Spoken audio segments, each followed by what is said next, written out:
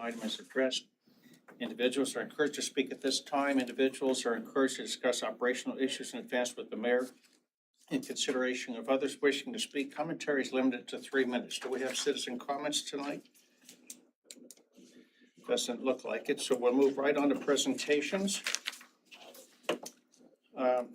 Item A, Month of Military Child Proclamation proclaiming the month of April 2026 as Month of the Military Child in the city of Lewiston. This is an action item, and I have a proclamation to read, and we also have Staff Sergeant Palmer and his family here with us today to receive the proclamation. So Staff Sergeant Palmer, if I could get you and your family to join me up front here. And I think what we'll do is maybe face this way, because I think that's where they're, and then the public can see who we are. So, yeah. What a lovely family. Thank you for being here. Of course. Yeah. Whereas April is the month of the military child, an opportunity to recognize military children for the resilient spirits, personal sacrifices, strong character, and courage. And whereas military children are part of the strength of our nation, as they support and encourage their service members with a fierce patriotic spirit. And whereas these children are a source of pride for the great state of Idaho and to us all, and it is only fitting that we take time to recognize their contributions. And whereas military children continue to make significant contributions to family, community, and their nation as they endure prolonged and repeated absences of one or both parents. And whereas a month-long salute will recognize that military children serve to and citizens of Idaho will be afforded the opportunity to don the color purple every Friday of April in support of these children. Now therefore I, Dan Johnson, Mayor of the City of Lewiston, proclaim the month of April 2026 as Month of the Military Child in the City of Lewiston, and encourage all citizens to show support for the children of military families by recognizing their sacrifices, resilience, and courage, and to thank the parents who serve to protect our freedoms. In witness whereof, I have hereunto set my hand and seal of the City of Lewiston, Idaho, to be affixed hereto this 6th day of April 2026. Daniel T. Johnson, Mayor of Lewiston of Idaho. Congratulations and thank you. Thank you very much.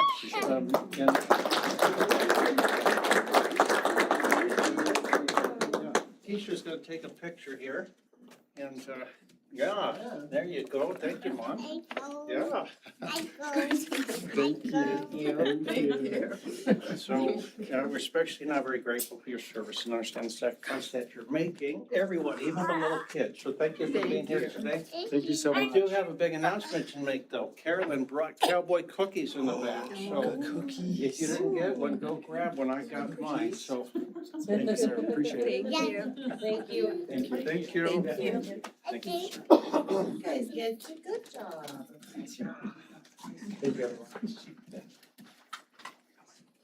And don't forget to wear purple on Friday. So I'm gonna wear something purple. I only have one thing purple. I might wear it, but Yeah, and if it gets email it to me, I'll put it on our military family website too, if that's acceptable. thank you, Keisha. Thank you very much. Thank you.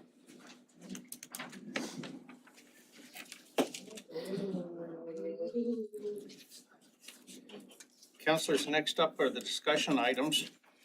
Please note that identifying an item as an action item does not require the City Council to vote on that item. Item A is Hazmat Regional Response Team Program Overview. Overview of the Lewiston Regional Emergency Response Team, including its history, current operations, and an upcoming interagency agreement with the State of Idaho Military Division. This is an action item. Again, it does not require the City Council to vote on it. We have with us our Fire Chief, Greg Reitmeyer, with us here today. Chief Reitmeyer, welcome. Thank you, Mayor, Council. Greg Reitmeyer, Fire Chief. Look forward to having a few minutes with you today. My goal was, rather than to drop a contract on you that then you have a bunch of questions for, give you the information ahead of time so that then you can look at the contract when it comes to you and go, okay, that's what that means, and kind of go through that. So just a real quick overview. The intention today is that we're going to go the background information for the upcoming renewal agreement. We're going to look at the benefits and the program to the City of Lewiston, and then discuss how that program reduces local cost burden. The reality of our hazardous materials response in today's day and age, it's a low frequency, very high consequence event. You can think about the Palestine, Ohio, where the train derailment happened and just devastated that entire community. When these things go wrong and they happen, they're big incidents and they really do go bad quickly. They require very specialized training, equipment, and personnel that know how to do that and how to respond to that. And it's really easy to have that one single incident just wipe out a local.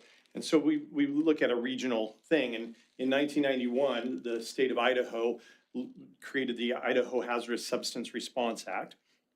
And after that was created in that year, it took a couple of years to get rolled out and figure out the funding and the mechanisms for that. But that created this coordinated statewide response capability. And the real focus was on public safety, so always life first, and then the environment. So we usually go life, property, the incident stabilizing, but the environment is what comes in a little earlier on priorities with hazardous materials. And any of us that fish in this area or hike or hunt, you know, if we were to destroy one of our rivers with a horrible hazardous materials incident, you think about the town of Riggins. I mean, that water goes all the way up there. And if you destroy the salmon run for a year, what happens to a little town like that? If you poison the water and make it to where we can't recreate and stuff, it really hurts everybody. So there's a cost model that the state outlined in this process, and we look at from the time an incident happens. So there's a spill, there's a number that gets called when 911 gets called. We call the state comm number, and that's Idaho Office of Emergency Management down in Boise. That's a 24-hour staffed call center. And then they immediately, for that area, they get people on the phone. And so within 10 minutes, we have chemical experts, we have the military, the response teams, the hazmat response teams from that area. We all get on the phone and we start talking about what's going on, what it is, what we know about it, and then we make some efforts and some recommendations about what's going to happen. So if a regional response is deemed to be necessary, then the local team that's closest goes and gets there and starts interacting with the local fire department and police agencies. And then we build out from there. And if it's an intentional release, it's something where it's a weaponized thing, we get the 10th CST from Boise. They get depending on the urgency, they can get in the air and fly up here and be in Lewiston pretty quick, or they'll drive up from Boise. So once that team responds and everything's wound down, the state reimburses us for our personnel cost. They reimburse us for any equipment that was used on that, like booming material or any of our absorbent pads, things like that, anything that got contaminated and ruined. And then the spiller by law is billed. IOEM does a warrant where they pay us right away, and then the state pursues that spiller. So we don't have to absorb that as a city. And then we get training from them that's supported through grant funds. So what this agreement does is it really defines those roles, responsibilities, expectations, so that everybody knows what they've agreed to and what they're going to need to do. And then it provides a structure for that training, the equipment that the state's going to provide, who owns it, how long you have to maintain it, all of those things, and then how we deploy and how the reimbursement's handled. That's what's in the agreement. So a little background slide here, just Incident Command System 100 here. The FEMA response model, a type 1 team is the biggest team. So you think of an inverted pyramid there. That's lots of people, lots of capabilities. And then it goes all the way down to a type 5 team. That's the smallest resource. And so most of our incidents, just day to day, car wrecks, house fires, are type 4 and 5 incidents. Wildland fires, they kick up to type 3. So that could be like the Evans Road fire, that was a type 3. The Hatway fire stayed right at a 4, could have gone a 3, but we stopped it pretty quick. The tech person is going to mute somebody.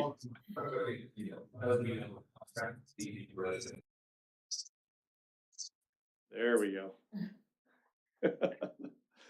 Chief Kuzig's always, see what happened? Did you just call him? All right, we'll get back on track here. With the pyramid, please, Brian.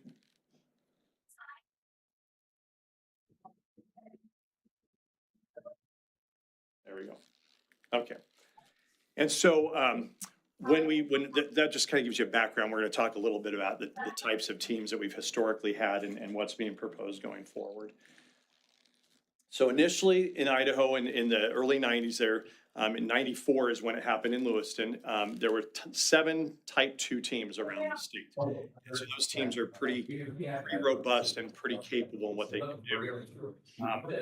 We hosted a type 2 team up until 2021, when Chief Michael Buss looked at the number of responses we were having, the cost. You had to maintain 20 people on the team, and how few incidents and stuff, and just made a decision. We can't support this. And he reached out to IOEM and said, we're going to downgrade to a type 3, and they agreed to that. That's where we've been kind of hovering. Statewide, this is happening, and through the last 3 years, great work done at the state level with IOEM and with the State Chiefs Association. We've realigned and said, really, what we need in these small areas are quick reaction forces to get eyes on, get good intel back to the state, and then make a decision. Because it usually is it's usually the spiller that cleans this up. And so a lot of times you don't need much of a response. You need somebody to go out there, some technical expertise on stuff. So the resources are located here, and because they're here, we get the level, we have all of the equipment that a type 3 team would have, but we have it for free. If you can hear us, we can hear you. It's not cheap. I just, He says It's not. it might be virtual. Oh, Well, It is. he owes us all the Cowboy cookie. Chief Reitmeyer, thank you. Not a problem. You want to wait? We can. for the work on this, we're gonna get, it's gonna take time. You hear the echo, so you try to talk faster so you can be your own echo. Okay, so, he's.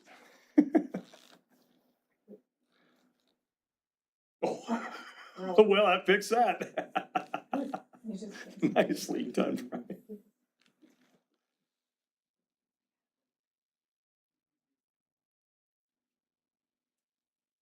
All right, so the resources are here, they're in town, our people are here and trained. So if we have a hazmat incident here in town, we immediately have a type 3 team there to respond and take care of that. Years ago, when it was a regional team, the mill was on the same team with us.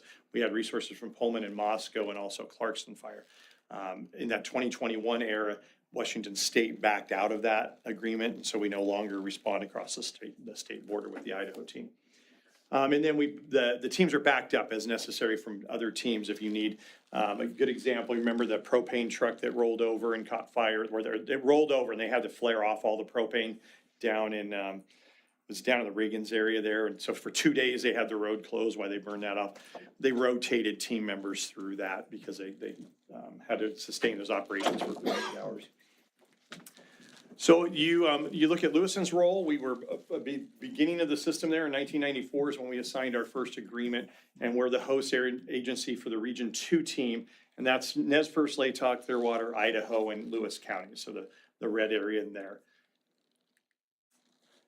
What we've gotten so far to date from being part of this team is about $3 million in specialized equipment, vehicles, air packs, the trailer that fills the air packs up, the scientific equipment for radiation detection and all of the different specialty chemicals that we can detect and figure out. So that's one of the things that we've benefited from that, plus all of our training, our hazmat training for our department. We tag on to the hazmat team training and we get that training. And then also we've got that access to the advanced capabilities here in the city, which, keeps spills small. We're not waiting for that to come in here. The risk has changed over the years. In the 70s and 80s, hazardous materials response first really came, and if you were around back then and can remember that was the time when the Superfund came in, and we realized that gas station tanks were leaching into the ground, and we realized, oh my gosh, we're really not taking very good care of the environment. And so a lot of changes happened there.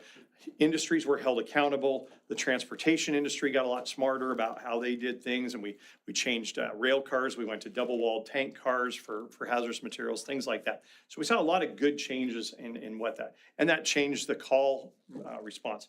In the 90s, this little thing called crystal meth came along, and so those crystal meth fabrication houses and bathtub labs and things like that were very, very toxic. And they required, as law enforcement engaged in trying to tackle that problem, we were right there with them in the hazmat response. And that was a big, big burden on a lot of fire departments, and a lot of fire departments got out. My previous department, we got out of the business during that time. We were just like, we're done. We are sick and tired of being an evidence collection team, basically, for hazardous materials labs, or for meth labs. And so then 9/11 comes along in the early 2000s there, and we saw terrorism happening here in the United States. And we had a lot of the white powder envelopes, if you remember that. That required us to really change gear, get different equipment, different training, and we kind of went through that thing. Today, we see very few incidents, but when they do happen, they're still quite remarkable. So it's that how do you right-size your response capabilities in a fiscally responsible way? So in Region 2, and in the area that we protect, our biggest problem is the transportation corridors. We've got all these big highways right alongside of a river. And so when we flip a truck over something, even if it's not on the main river, if it's up a canyon, it's on a tributary that drains into the main river. So that's been a significant amount of what we respond to, is to overturn vehicles. And those diesel saddle tanks, you put 200 gallons of diesel on the ground, that's a pretty significant amount of fuel. And we want to keep those out of the river. So we specialize in booming.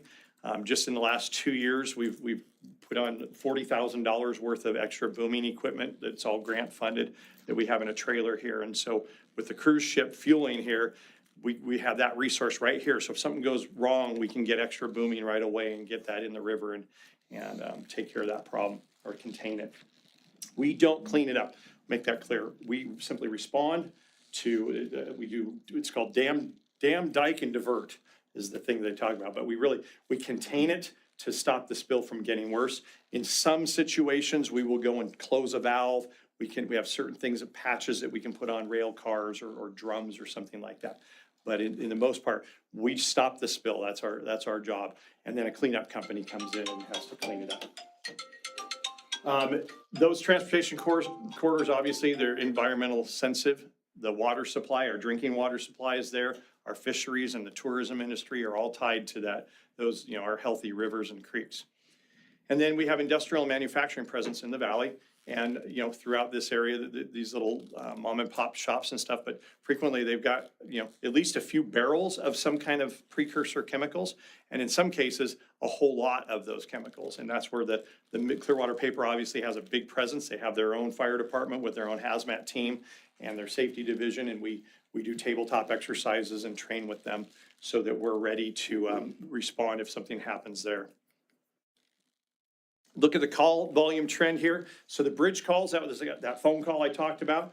So you look over the last 10 years and single digits everywhere. Last year we had 7 whole bridge calls and no responses. So it's really this, you're maintaining this profile and this forward-leaning capability, but you don't often use it. When you do use it, it's got to be ready to go. So what we proposed to the state is we said, look, we could even go to a type 4 team. We could get smaller resources, 10 people, and be able to have them specialty trained. We can train our other folks at the operations level instead of the technician level, so they can help us with booming and things like that.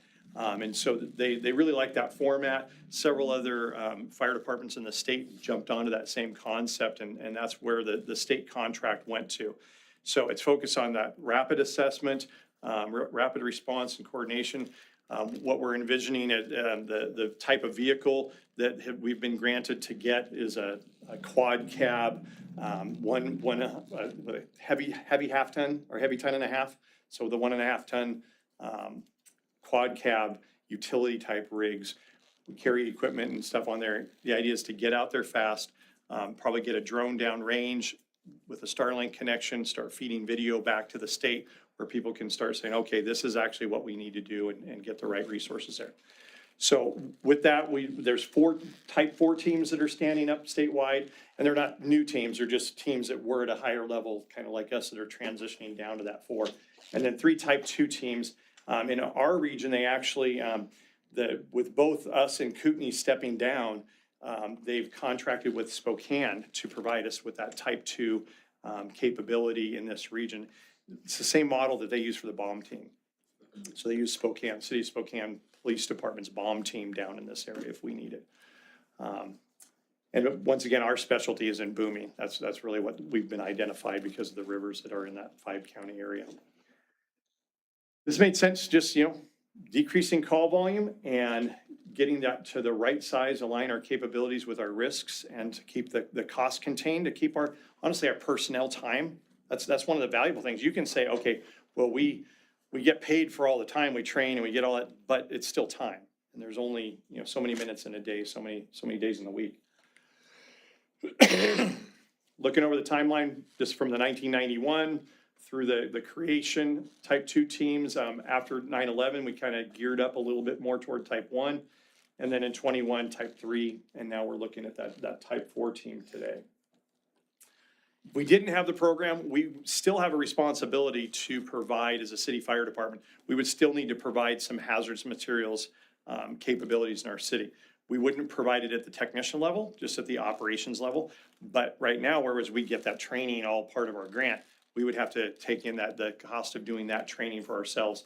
And then all of the equipment that we have here that we get to use, we would have to turn around and buy that equipment ourselves. You look at the risk reality, it's that high risk, low frequency. Those are those little corners. And ideally, we want to right size that. Our capabilities to that risk has got to be measured and put there. The upcoming agreement that you're going to see on the April 27th council agenda, it updates how the state supports us and deals with some of that stuff. It aligns our commitment to that type 4 level, not the type 2 level. And then it gives us that capability. We can't go alone. The state, as part of all the work we've been doing the last 3 years, last year, the governor's budget contained $8 million in it for the statewide regional responses. And so we have $500,000 sitting waiting for us to get our new vehicle and some new equipment. In addition, I've got $60,000 in the past 3-year grant money for equipment that we're ready to spend. But we've been waiting for this new agreement to finally get to us, and it's taken a while to get all that going. That'll help us with the equipment and training here locally. So, any questions you have or wonders or stuff, if I can't answer it, I'll get it back to you before the 27th. Thank you, Chief. Council, questions? Councilor Spicklemeyer. Thank you. So Chief, did you say how far the Lewiston Fire Department personnel would have to respond? In the 5-county region, in Region 2, the 5 counties, correct. That's the area that we cover. And their commitment is, you'll see in the agreement, is that 2 people on the road in 30 minutes is the, and that's 90% of the time. 90% So within the 5 counties, how many other response teams are there? 0. We're it? We're it. From McCall to Coeur d'Alene, we're it. So we split that up. They come up Coeur d'Alene, and then we're in the middle there. Is there an upfront cost to this? No, we've been doing this since 1994. This is just a new agreement that deals with the fact we added the type 4 teams from the type 2 teams. And it addressed the new purchasing monies that the state has. Councilor Wright. Thank you. I've got a couple here, but they're all kind of along the same thing. So one, I was curious about the incident that we had a couple of weeks ago. Did this team respond to that when there were like bubble bath coming down the road? No, that was determined by the response folks that was an organic thing, that it wasn't a hazardous material spill. That was a biological, organic proteins churned up by the water runoff, and which is what made that foam. But it wasn't essentially a hazardous material. But the team that makes that call would be part of the fire department. The team that makes that well, the Public Works made the call in that instant. If Public Works wouldn't have been able to locate what it was, they couldn't have figured it out what it was and identified it, they would have called us, then we would have initiated a state call, and then we would have gone out there and looked at that and taken the measures. So if that had been, somebody had a old fuel tank or something that spilled over and we were seeing a sheen on the water that told us there was an organophosphate or a hydrocarbon that was involved, then we would have taken that. Gotcha. And Councilor? what are because it seems these are so rare, it would seem being proactive might be more beneficial. What do we do proactively to make sure there's not going to be an issue in our valley? Or is this team handling that at all? So that's part of what happens at the EPA level. I'm pointing at Councilman Maury, but Clearwater Paper is an example. They have to file reports consistently. We get information from Title II information from anybody that has chemicals going on. They send us a thing, so we maintain a list of who's got what chemicals. And then they have to do all of their industry standard stuff and are beholden to the EPA for that. So we don't go out and do any preventative work in that world. Inspections from this team that would, No, we do fire inspections for new construction, and that's that. okay. Counselor? What was the last grant money that we got? How much was the amount when because they given us grant money before, correct? We get $20,000 every year in the 5 years I've been here. And that's for the upkeep of the team and the ongoing expenses. And, but this is the first time that they've funneled in a major amount of money since when the teams, I think post 9/11, there was a bunch of money to stand teams up to a higher level. Okay. But this amount of grant money this is the first time that's been available in my time. So when they first supplied the equipment, was it they supplied the $20,000 grant and then the equipment? Or do we, because we have the big truck, right? Is that- Yeah, that came in 1994. That was that initial big stand-up, and the big equipment like that is all come over the years. So we have several trailers, they're 32-foot cargo trailers that have equipment in it. We have decon equipment stuff. And so some of that came after 9/11, where we upgraded that. Okay, so this is the first lump sum we've gotten. Since 9/11, this is or post 9/11, this is the first time the state's really dumped money on this. Okay, thank you. Chief, I'm gonna throw something out there. If not who, then, if not us, then who, to clean this up and why? And then also, are there any additional risks that we assume by taking this on? So to the first question, if we don't respond, our city will still respond, but at a operations level, not a tech. So we would put out booming, but we can't put a seal on a tank and stop it from leaking. That's the line that crosses over. So we would be waiting for resources to come from Spokane to come down. And if you wait long enough, the spill's over. All the stuff's on the ground, or it's all in the rivers and stuff. So that's the risk. If we don't have anything to respond here locally, we just have to wait. So like within the 5-county area, why Lewiston and not interagency or multi-agency response? There was a multi-agency initially, and then we're the only paid department between McCall and Coeur d'Alene. So getting volunteers to attend this level of training, this level of commitment is something that just fell away. So if the city chooses not to do it, then what? Then we'll Like in the county or in the we region? will have in the region, that same thing, they'll have to wait for Spokane. State or somebody, okay. And then what about additional risks that we assume by entering into this contract to personnel mostly? Yeah, I mean, there's the risk of injury. However, this is very unique in the way that the moment our folks go on a response, they're put on the state's insurance. So our workman's comp doesn't get any additional risk in that system, which is a significant. I'd like to see that on the wildland side. I keep pushing that, say, hey, here's, it works over here, let's use it over here. So there's the risk that we have their vehicles, their equipment, our personnel, if they were to get injured, would be on the state's workman's comp. But otherwise backfill, that's handled by the state response. They pay for the backfill. Councilor Spicklemeyer? Thanks, Mayor. So did you say, you do or you don't respond to waterway incidents? We do. So if a tanker is bringing fertilizer up, this team would have to respond to that? Yeah, tanker flips over down on Highway 12 or Highway 3. We would go there and we would boom out into the water to contain it against the shoreline. And even out here on the Snake River? Yep.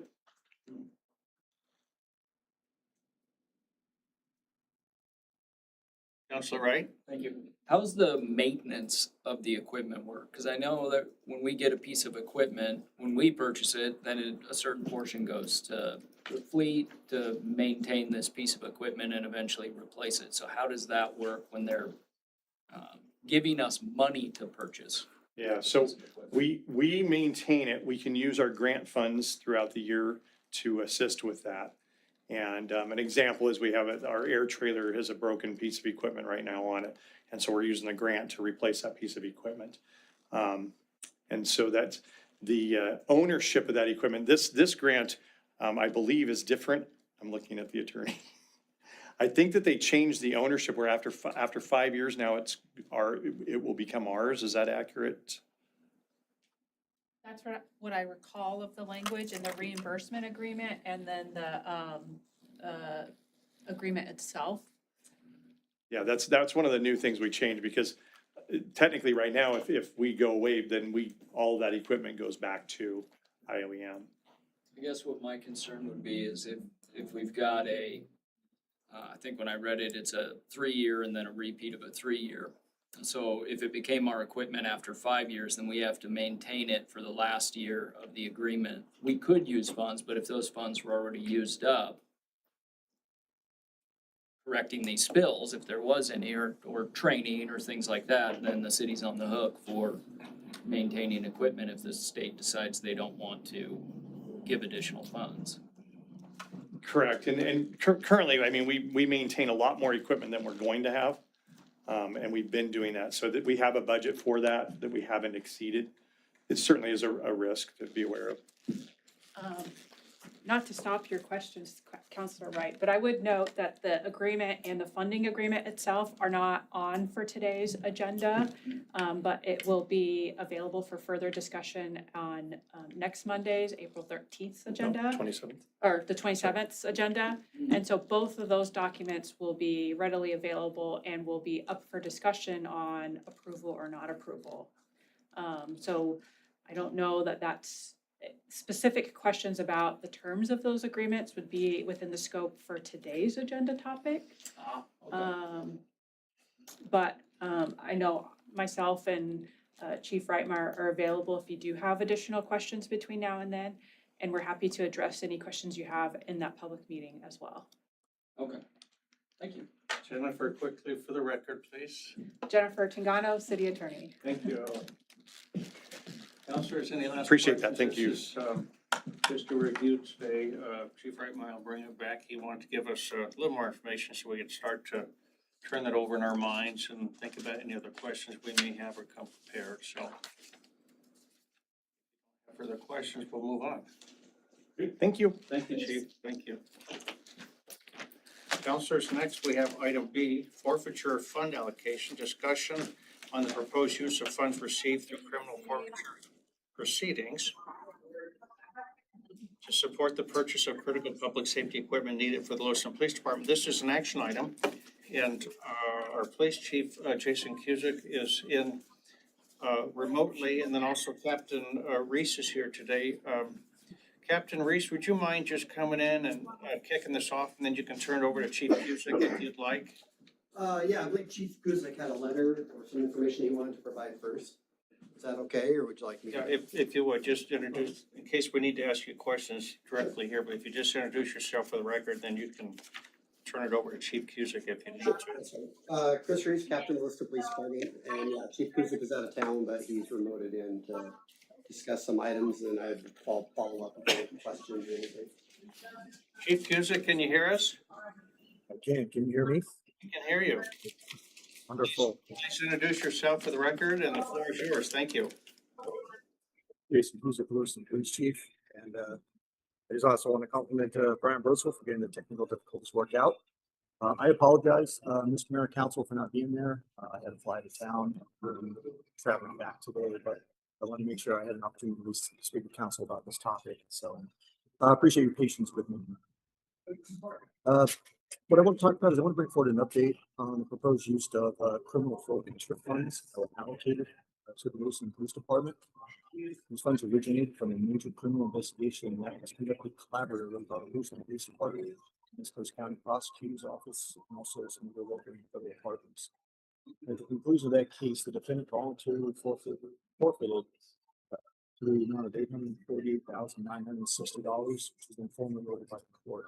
Chief Cusick, you might have to slow down just a little bit, enunciate just a little bit more. You're not coming through real clearly. Okay. Did any of that kind of come through? Or do you need to That's better. speak up a little more? That's Okay. So I'll just kind of go back to the funds originated from a major investigation conducted by Lewiston PD, Nez County Prosecutor's Office, but also some local and federal partners. And at the conclusion of the case, the defendant voluntarily forfeited $848,960. And then that was formally levied by the court, the forfeiture.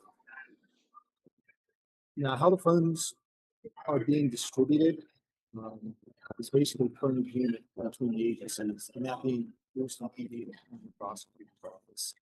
70% upon agreement between discussions between myself and Justin Coleman led to a 70% being allocated to Lewiston PD and 30% to be allocated to the county prosecutor's office. Now, this split reflects, I'd say, a shared investigative effort and aligns with how the forfeiture funds are too, which is to reinvest in law enforcement capabilities. Some of the kind of the key principles I want to touch on is that there is no impact on taxpayers. It's important to emphasize that these are one-time funds that are derived from criminal activity, not taxes. Their use does not impact on the city's general fund. There is no reduction to other services the program required. And basically, this is an opportunity to convert proceeds of crime directly into public safety improvements. Some of the immediate proposed fund or use of funds where I would like to invest in initially have to do with critical equipment needs. Specifically, one of them, and this process is already ongoing right now, is to update patrol rifles, which will help align the equipment with our current operation means and standards. The other immediate need that I'd like to invest is a new SWAT vehicle. Now, this will replace an aging military surplus vehicle with declining reliability. And the reason why this is critical because it focuses on officer safety, civilian protection, and response capability for high-risk incidents. This is also going to provide modern, dependable equipment for critical incident response and rescue scenarios. Now, speaking with the SWAT team, especially the SWAT team leader, he said he's been involved in 6 incidents where shots been fired happened, but shots were fired. And during one of those incidents, several years ago, an FBI agent was shot in the stomach with an AK-47. The SWAT arm enabled the officers to remain protected behind the cover of that armor. So most armor is critical to pretty much every operation that's involved in SWAT. It allows the team to get very close to the incident without placing them in jeopardy. This ability is a cornerstone really of all the training received by modern SWAT tactics. And that is ultimately goes to the sole mission to save lives, the hide lives of hostages, innocents, officers, and suspects. And I understand there's water background noise. I'm sorry, I had to kind of walk in the business with the live day.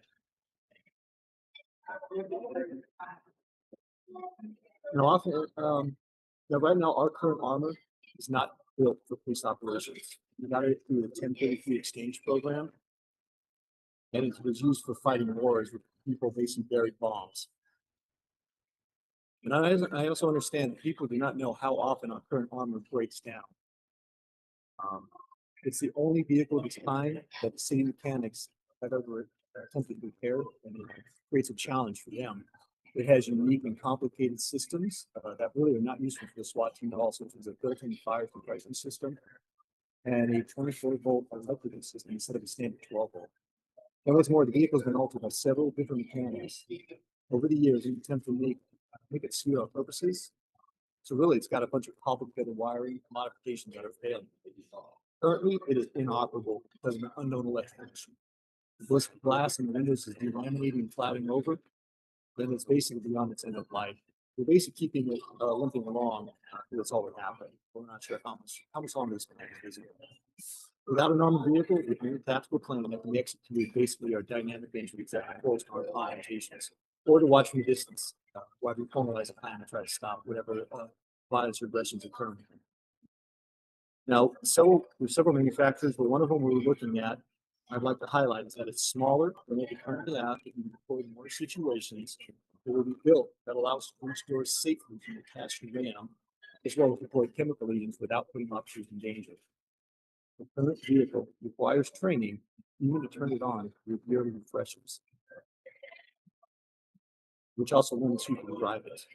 Now, the vehicle that we're looking to purchase is roughly 100,000 less than any of the other leading competitors. It's based on a Ford chassis, which allows any officer to deploy a vehicle without yearly training. It would also be much more easier to maintain for our city mechanics because it's based on a more common vehicle. So that's really the high view of why I'd like to also be able to use the funds for this armored vehicle. Now the balance will remain in the EV budget for future needs and considerations. My intent is to invest money in long-term generational acquisitions. There's also a few other items kind of on the table I'd like to discuss that could be used for the funds. One of them that just came to my attention this morning through a series of emails is that we have multiple NBCs and patrol cars that are now there because they're at end of life. There's really no fix or repair. We're looking to just upgrade all of them. The costs go up practically weekly because of the cost of brand memory, so they're not going to get any cheaper. Our radios are about 7 to 8 years old, so they are starting to approach an end of life cycle. That is going to be an incredibly expensive upgrade.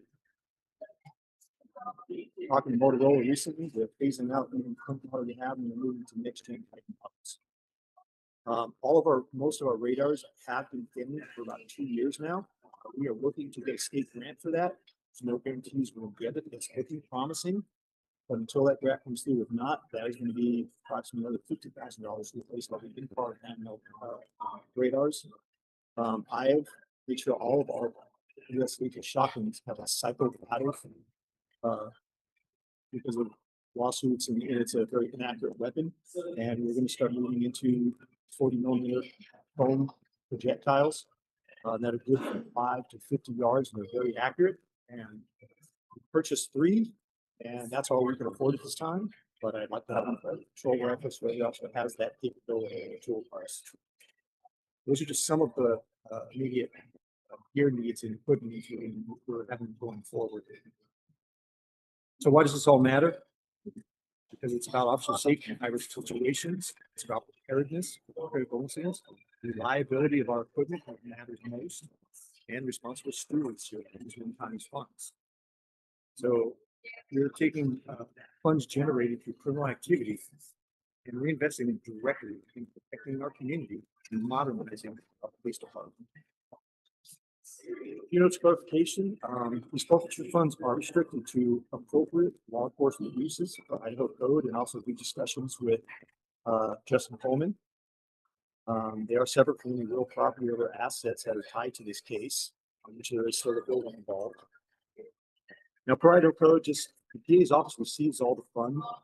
Per our agreement, the funds are shared, but there is no obligation on the prosecutor's side to actually have to share any of the proceeds. Again, the conversations and explaining what our needs today and in the future are, this is the agreement we came to. So in summary, I believe this is a strategic, no tax impact investment in public safety. It strengthens our response capabilities. It addresses known hidden deficiencies and any potential deficiencies that we don't know about today. And it honors the intent of forfeiture laws by reinvesting back in the community. And I hope that will be across clearly. Other than that, I'm answer any questions. Chief, counselors, questions for Chief Cusick? Counselor Forsman? I did have a hard time hearing some of it, so I'm hoping that I got my. Yeah, I apologize. So from what I heard, the current armored vehicle is not working. Correct. There's an electro issue that we're not sure what it is yet, so the vehicle is inoperable right now. Okay, and then if I remember correctly, from when I did the police academy citizens training, they also had difficulty finding replacement parts anyway. That's correct. Correct. This is a military built vehicle. It is not something you just roll down, pick up from there's other manufacturers that create SWAT specific vehicles. This one is not it. So yeah, parts are very difficult, and it is a very old vehicle in and of itself. So parts are difficult to come across. And again, the mechanics have done the absolute best they can to keep it running up to this point. Can I add something to that, Chief? Please do, sir. So again, Chris Reese, Lewiston Police. I'm also the current SWAT commander. So we actually acquired our current SWAT armor again from that 1033 government program almost 10 years ago. What that 1033 program is, this is refurbished military equipment, resources. So this armor that we had acquired, it had already been overseas, Iraq, Afghanistan. It had already seen combat time. It had already been through the desert. And so, of course, it went through an inspection, but it's 10 years old. It's already been through the ringer overseas when we acquired it. At the time, it was a good idea. At the time, it certainly fulfilled our needs. But as our team is getting deployed more and more and more, because we are seeing an increase on our SWAT deployments, it is just simply becoming unreliable. I've been the SWAT commander this is my third year now. We're going on my third year, and it seems, my experience is that we're having more and more issues with it. So it's out of service more than it is in service. And I can tell you, I'll be perfectly transparent with everyone here. I cannot effectively and safely deploy my SWAT team without armor, plain and simple. Again, our deployments are going up because we're seeing more and more violent crimes. We're seeing more and more criminals that are acting out not only on the public, but also law enforcement. The last two critical incidents that we've had in the city of Lewiston, I've been personally involved in where shots are being fired. That is a very uneasy and scary feeling. And the only,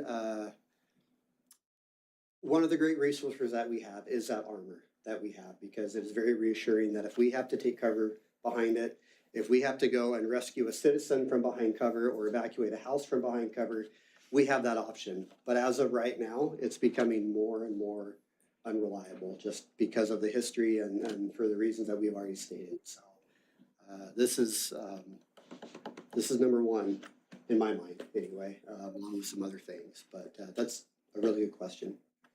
Thank you. How often in the last, I know you've obviously said it's increasing that we've had to deploy it, but how often in the last, let's say 2 years that we've had to deploy it? So just on average, we're deploying between 20 to 25 times the SWAT team a year. And that's on barricaded subjects, that's on search warrants, that's on whatever it is that we use the SWAT team for. So we just don't use the SWAT team for every single call service that we go on. These are critical incidents where the risk level is extremely high, the risk to the public, the risk to our officers. So we have to have that armor. We have to have some sort of protection. And our current armor, because it is a military vehicle, there's only a certain amount of people that know how to drive it. The last critical incident that I was in, where needless to say, I was being shot at. I was literally yelling over the radio for the armor. The only person who knew how to drive the armor, who was certified to drive the armor, was shoulder to shoulder with me. So I couldn't leave him, or he couldn't leave me to drive all the way down to the PD when we were in the orchards to bring the armor up. This new armor, as Chief Kuzik said, is built on a Ford 550 chassis. Anybody can drive it. And that's the Bearcat, correct? No, it's similar to a Bearcat. Lenco Bearcat is the brand. We actually looked at Lenco. This brand is called International Armor. Okay. Their main staple is called the Sentinel. It's very similar to a Bearcat. All of our capabilities that we need it for comes in about $100,000 less than what Bearcat wants. And additionally, the lead time for a Bearcat is about 1.5 years out, whereas the lead time with the Sentinel is only about 3 to 6 months. So we could get a lot quicker. Yeah. So very good question though. Counselors? Counselor Wright? Thank you. What was, and I would assume I'm allowed to know, what was the forfeiture case? What kind of police work had to be done? What was this case about that? This was about a year-long investigation. It involved a certain chain of massage parlors here in the valley. It was a joint effort by us as well as other federal and local agencies, which just wrapped up here within the last couple months. Counselor? Thank you. So one of the things I'm curious about, it sounds like there's a need that you're stating for this vehicle. One of the things I wonder though is, based on the kind of crime it was that we got the money, should we be investing in preventing those kind of crimes? Should we be using any of this money to further prevent prostitution or sex trafficking or things of that nature with the money? I think it's a fair question. This is just one piece of the money that we want to use it on. This isn't gonna take up the entire fund, so there are other funds left over, from this that I think is a fair question that we could potentially look, at reimbursing and, criminal investigations of something along those lines. So I'm not, I don't know if Chief Kuzic has anything to add on that. I'm not saying that we won't. Because there is gonna be money left over, and there are still some funds that are still yet to be allocated as far as the property and some assets that are still going forward in the court system, from my understanding. Correct. Counselor, that is a very good question. It is a thought that's not, we haven't had a discussion on, but where we are, I'd say very fortunate was, I think this was a very unique business arrangement and situation that is not common in Lewiston. Yeah. Why it ended up here, how it started here, I don't know. But at least from that capacity, we are very fortunate that this isn't like a rampant problem. That's why we were kind of surprised when the intelligence came our way, and we were a little skeptical on the front end until we started looking into it a little bit, and then realized, no, this is legitimately occurring. But that would be something that might be, I think we're going to just, we got to figure out the way to go. What we want to send to the community. Councilor Speckelmeyer? Mayor, I guess mine, I have just more of a comment in that I trust, Chief, I know he's, what he's wanting is right and what is needed, but I'm kind of cautious in that once you have money and what the city is coming into the next few years in budget issues, a lot of that money might become very useful, to where won't be money to buy things that the police department needs, even vehicle replacements, things like that. So that's where I would be skeptical in, figuring out what you're gonna do with every dime of the, grant or the money, the forfeiture, so. That's a fair comment. Thank you. Mayor, Councilor Forsman? what is our next closest, it's not hazmat team, is not the word, we just were on that subject, so my brain's stuck. What do you call it, SWAT. response team? Yeah. What is our next people we can call? If we didn't have that vehicle, you need some kind of armor. It'd be Coeur d'Alene PD. They had two at one point in time, and I don't know if you guys heard, but they had a fire in one of their buildings, and both their SWAT armors burned up. So they're in the process of replacing those, from my understanding. And I believe they're gonna go with Bearcat again, because that's what they had before. They're a year and a half out. So I believe Kootenai County has one SWAT armor as well.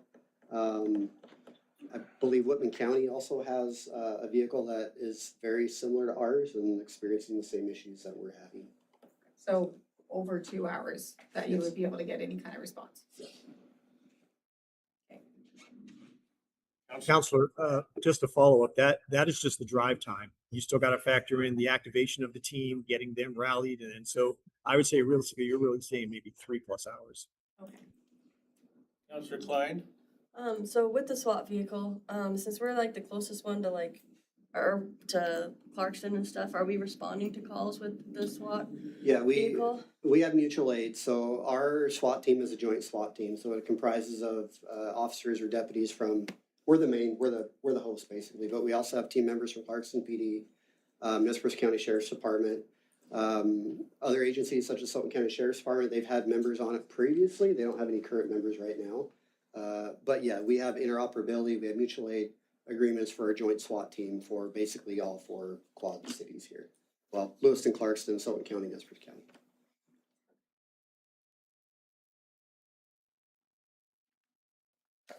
One last one. Councilor Forsman? We also do get, anytime money or, goods are collected during a crime, that is contained, and then you guys are able to use that back into the police department, correct? To a certain extent, yes. I guess where my thought is to Counselor Wright's point with having the funds to be able to do some prevention. I'm just wondering when we do get maybe some of those funds that kind of probably don't come hopefully as often, because it's never a good thing to get from, Yeah. that we can use some of that possibly back into prevention, so. We're not completely out of funds that you guys get. Based on state code, it has to stay within city That's correct. for police. Thank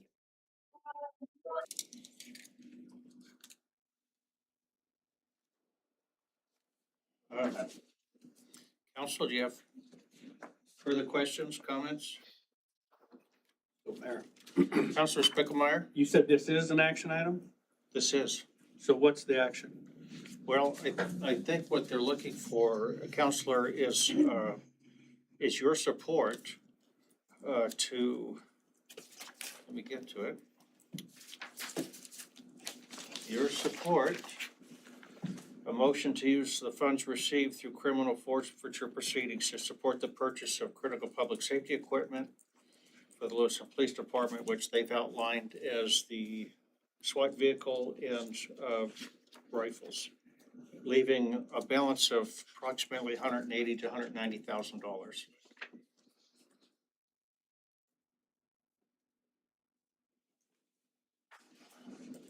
Mayor? Counselor? Yeah, so with those mutual aid agreements, what's the county, what's Clarkston, what's Asotin County, what, are they paying for this at all in these mutual aid agreements? For the armor? Right, yeah. Not specifically for the armor, no.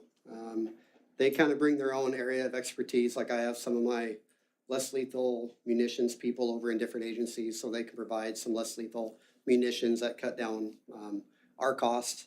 So they provide assets, they provide resources to us that kind of, help us with our fundages, as well. But as far as the SWAT armor, this is all us because of the forfeiture. Also, you have to understand too that Clarkston, they're not a big agency. They don't have a lot of funds. Same with Nez Perce County. So we do reach out to them and they do what they can. But as far as the SWAT armor, the new one, which is gonna be about a 15 to 20 year investment, that's all gonna be with these seizure funds, at least as far as the plan moving forward.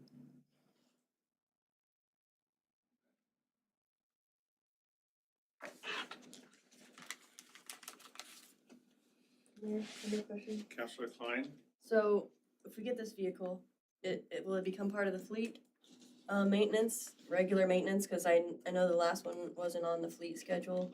Yeah, well, yeah. I don't know, to be honest with you. Chief, do you have any idea? No, I gotta work with city guards on that. My intention would be yes, because especially with being on the Ford chassis, the mechanics would be able to do quite a bit of work on it for us, other than maybe something probably very purpose-built areas like maybe electronics or the screens or the computers or stuff that are going into it. But that's something I do still have to work out with city guards. I say we have not gotten very far down the path with this company. Right, like the mayor said, we're looking for support, and then we can. We've just had very preliminary conversations with them, what they can offer, how it works, timeframes, and then from there, with support and backing, then we'll start really getting into the details of everything. If that answers your question. Counselors, also, you will see this again when we amend our budget, because we need to recognize these revenues. We didn't know about those last year, so we'll receive the money and then we'll do something with the money. So this will be on that list that you'll see at some point when we amend our budget.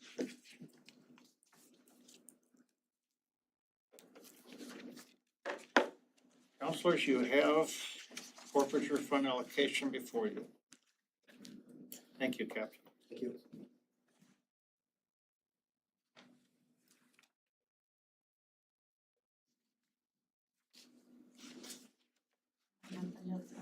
Make a motion. You have to speak up so that. I don't have the agenda notes, so just make a motion to allow. You can make a motion to use funds received to offset whole paint thing. Okay. I make a motion to use funds received through criminal forfeiture proceedings to support the purchase of critical public safety equipment needed for the Lewiston Police Department. Second.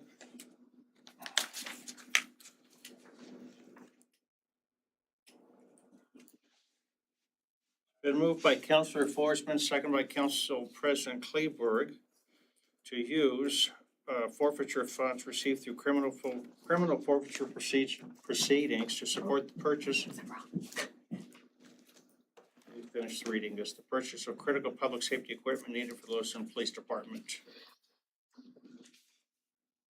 City Jennifer Attorney. Togano, City Attorney, Counselor Forsman, did you want to clarify what kind of critical public safety equipment you are referring to as part of your motion? SWAT vehicle. Wasn't there another thing in there too?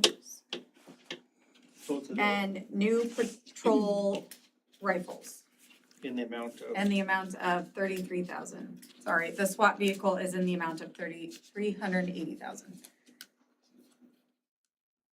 Don't need the dollar amounts, but I just wanted to make sure it was clear for the record what critical information, public safety equipment you were referring to. Yep, SWAT armored vehicle and new patrol rifles.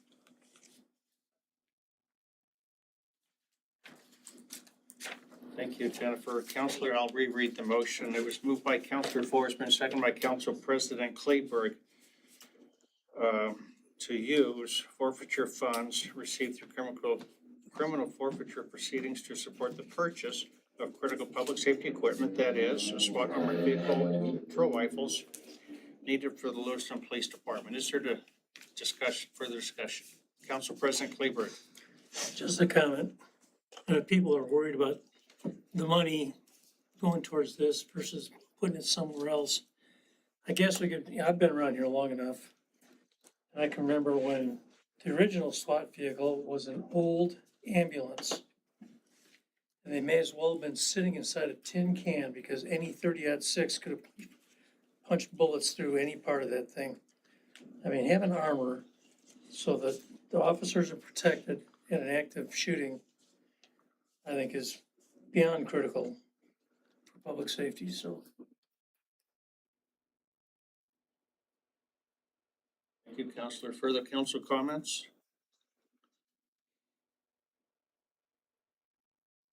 Those in favor, please signify by saying aye. Aye. Aye. Opposed? Motion carries. Thank you, Captain Reese. Thank you, Chief Cusick. Thank you, Mayor and Council. And again, I apologize for this weird setup and I couldn't be there in person. And I'd also like to publicly thank the Nez Perce County Prosecuting Attorney's Office for their partnership in this. Congratulate the Lewiston Police Department and all those involved in this. Thank you. Council, next up, item C, introduction of ordinance 4948. Introduction of ordinance 4948, which proposes to amend Lewiston City Code Chapter 19 related to health and sanitation. This is an action item. Community Development Director Shannon Gross with us here today. Shannon, welcome. Thank you. Shannon Grove, Community Development Director. We're here today to just introduce you to the Chapter 19 revisions that staff is proposing. We are not looking for direction today other than if you have something in there that you need clarification on or you would like to see a different direction, then that would be good for us to know so that when we bring it to you for first reading next week, we can have those changes implemented. Essentially, this is one of those codes that has not been touched since mostly the 1960s. There were a couple of changes in 1991, but for the most part, Chapter 19 was written in 1960. So we've made some clarifying language to align with other chapters in the code, such as 43 with abatements and Chapter 21 with business licensing, and also expanded the definition from rats to, I believe, rodents and insects to broaden it a bit. We also defined the health safety officer as the community resource officer or designee. So I have our community resource officer, Dave Goby, here to answer any questions, and certainly our city attorney, Jennifer Togano, can as well. Thank you, Director Grove. Councilors, questions? Councilor Wright. So maybe just walk me through a fake scenario. So a motel has bed bugs, and do we wait, somebody complained, or we are inspecting that on some interval. Typically, we would get a complaint. Sometimes we get them from the health department itself. There are certain things that the health department is not able to enforce, and the city of Lewiston is. And so it's sometimes a referral. So it could be a complaint from a occupant, or it could be a referral from somebody else. From the, like, health department, is that, okay, A lot of times people will call them instead of us. okay. And then I saw language in here of fines and then also potential termination of the license.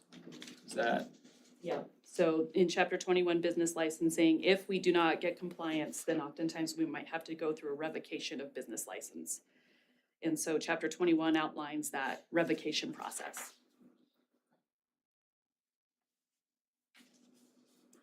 thank you. Mayor. Counselor? I see, obviously, it talked about like closing, like everybody has to leave. I'm trying to think of the wording here, but you have to leave in order to have the containment and to get cleaned up. What happens to those occupants? I mean, are we able to put anything in here that they need to provide those people that are staying there? Or is there, it's pretty much, there's nothing we can do as far as those that are now are out of a place to live? The ones I've seen, we give them a certain amount of time for compliance. And typically businesses do not want to be shut down, so they comply very quickly. As far as displacement of folks, like if it's a motel or a hotel, they would have to go somewhere else. But the city doesn't put them up, if that's what you're asking. That doesn't include apartments, then that's mainly just, that's a whole nother, So, yeah, that's a whole nother, okay, yeah. okay, thank you. Counselor Speckelmeyer. Thanks. So Director, I'm just curious, in here, the section about the garbage. I know there are a lot of people that don't like to pay city sanitation and they'll stack up their garbage to a certain point or put it in an old truck or something. So what's the line on that? You know, if they have 2 bags out, they get a citation, you know, or if they have a whole pickup full of trash. Which section are you referring to? It's like 19-76.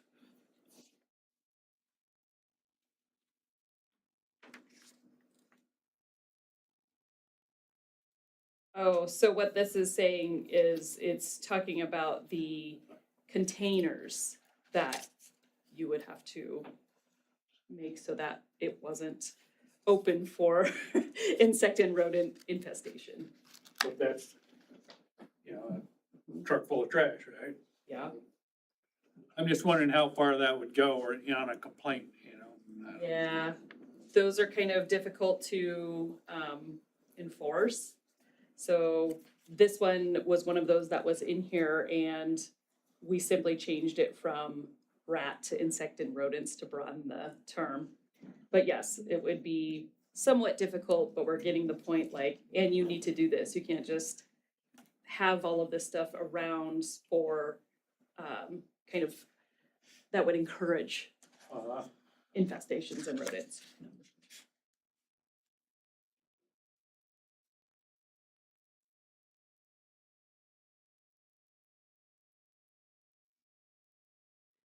Counselor, I'm gonna wait a minute, see if you have some additional thoughts to share.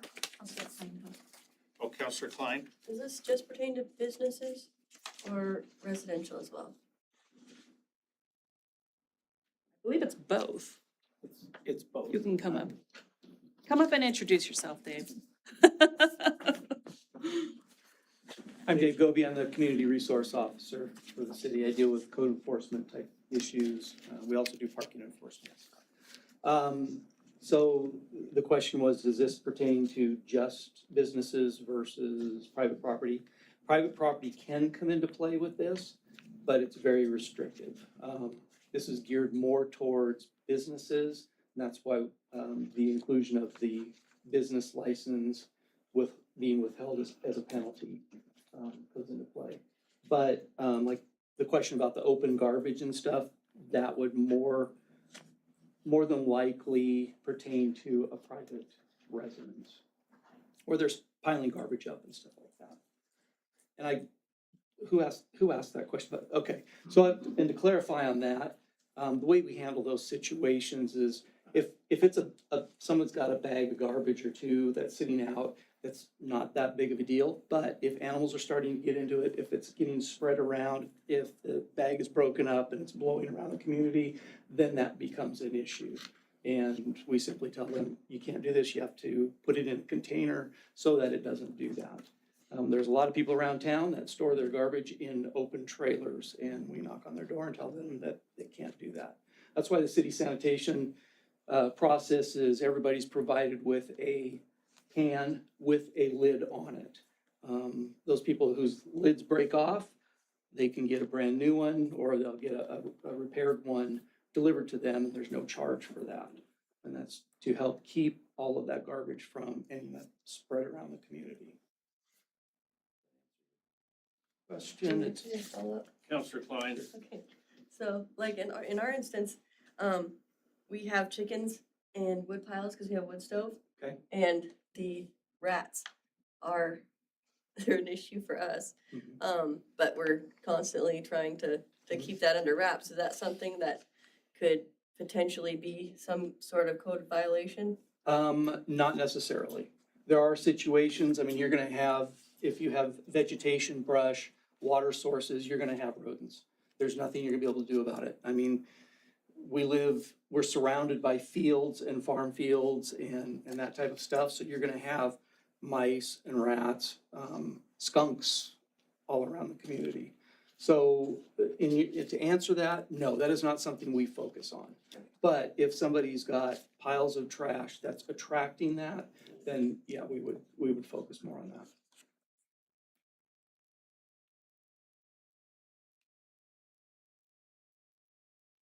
Counselor Wright.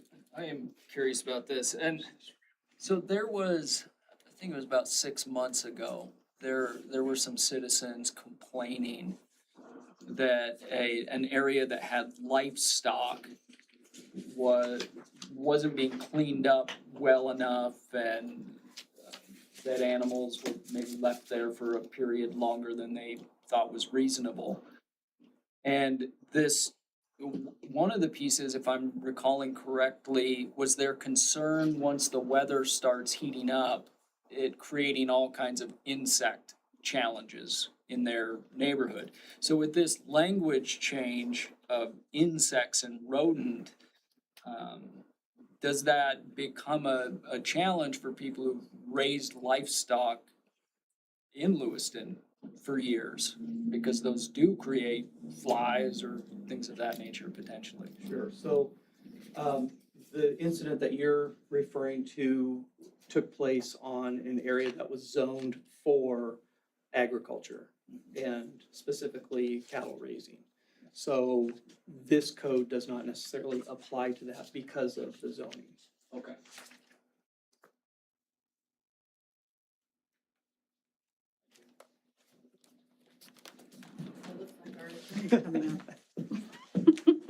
City Attorney Jennifer Tangano.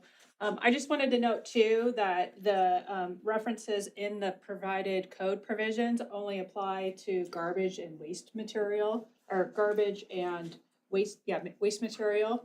And so depending on the circumstances, livestock operations in and of itself might not apply because that might not necessarily be garbage or waste material that is causing the insects and the rodents. And so this is specific to that classification. And in the code the code itself, there isn't,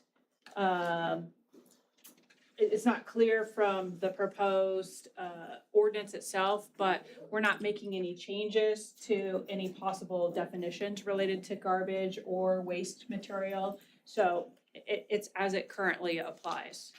So any current enforcement we have related to rodents, the only expansion would be to insects, but all other aspects of that section are still in effect. It's adding to it. It's not materially changing, the enforcement mechanism in and of itself. Okay. Thank you.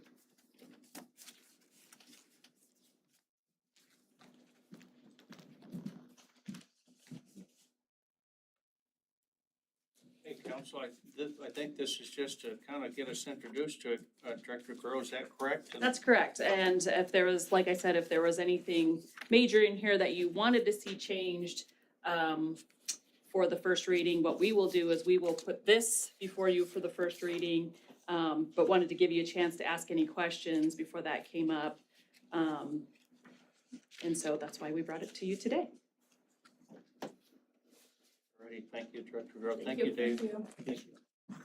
Okay, council, next up, we have item D, Planning and Zoning Commission overview.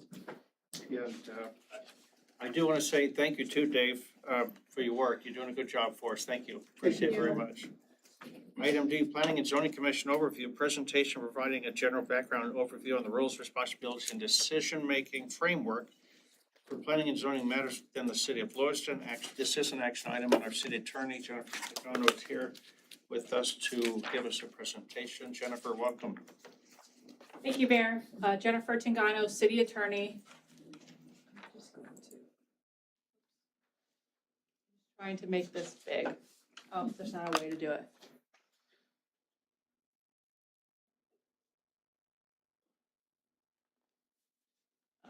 There's two people controlling this mouse right now.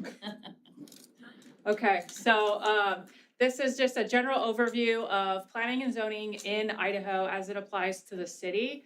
And we're gonna address the roles, responsibilities, and decision-making frameworks. I just want to caveat that this is not legal advice, this is general advice, and even though I am your attorney, I'm not here to provide legal specific advice. I'm just providing general information that is available for the masses. So why planning and zoning matters in general.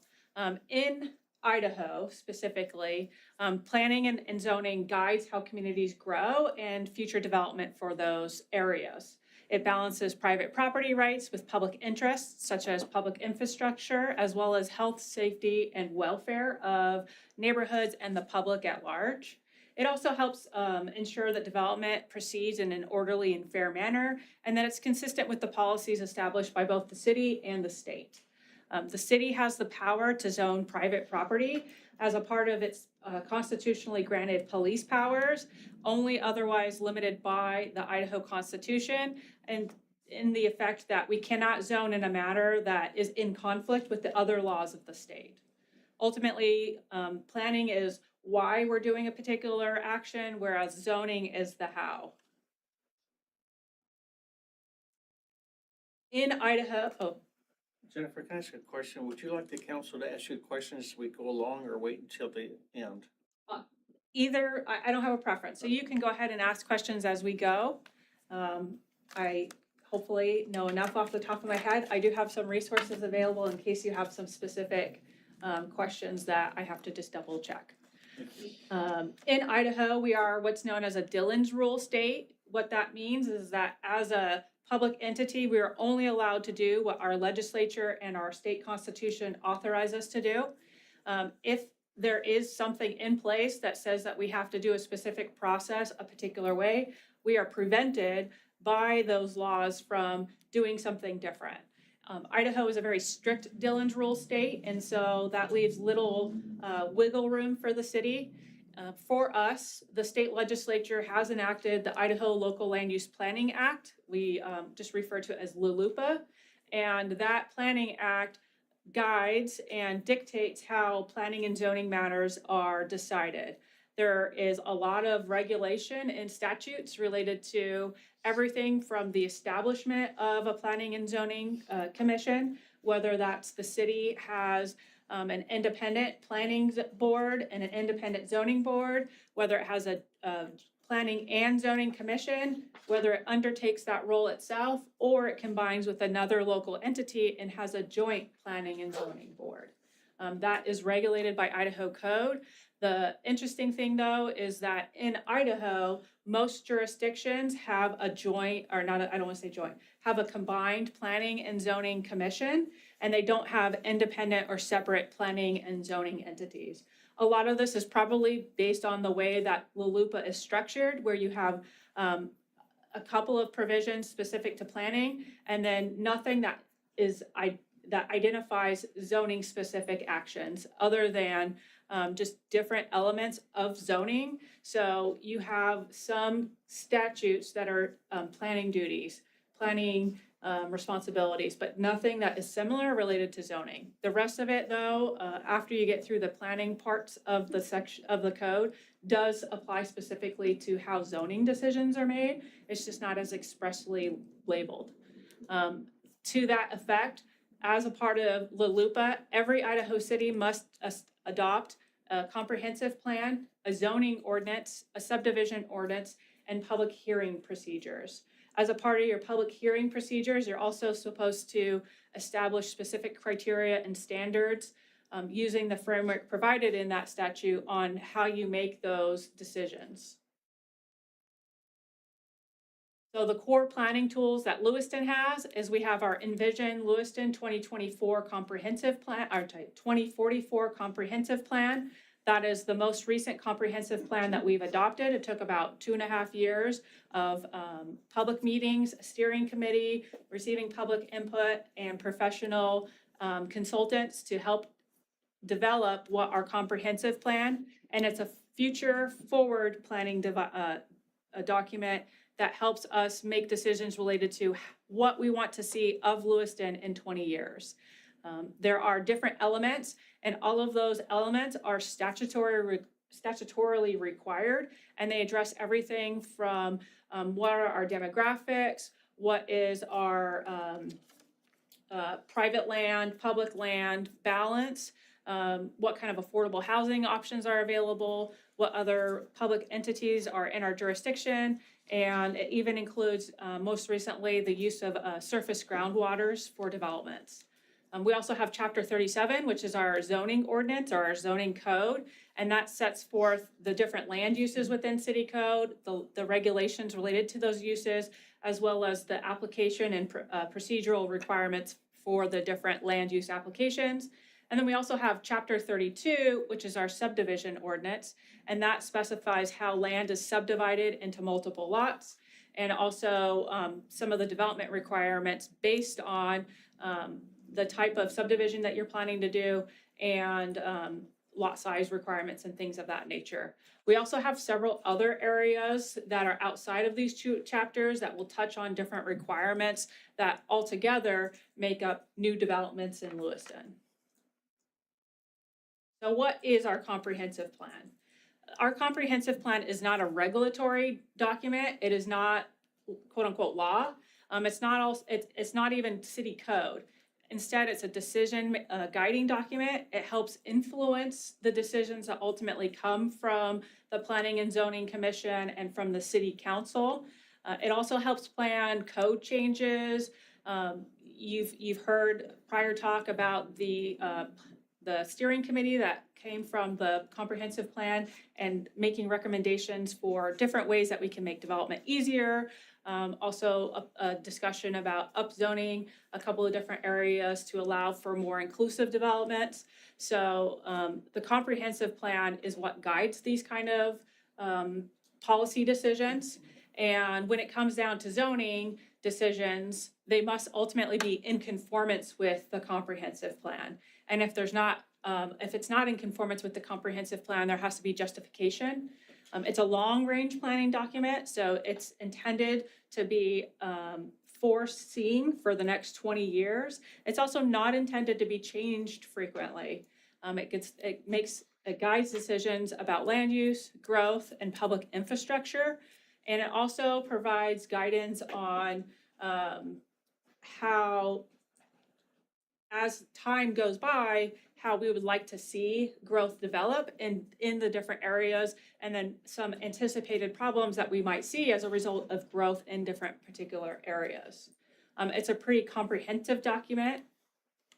Go ahead, Councilor Spickmeyer. So, question on that, so with that, a developer could actually look through the comprehensive plan and tell, basically with planning and zoning, how they would judge their request to put in a subdivision or something?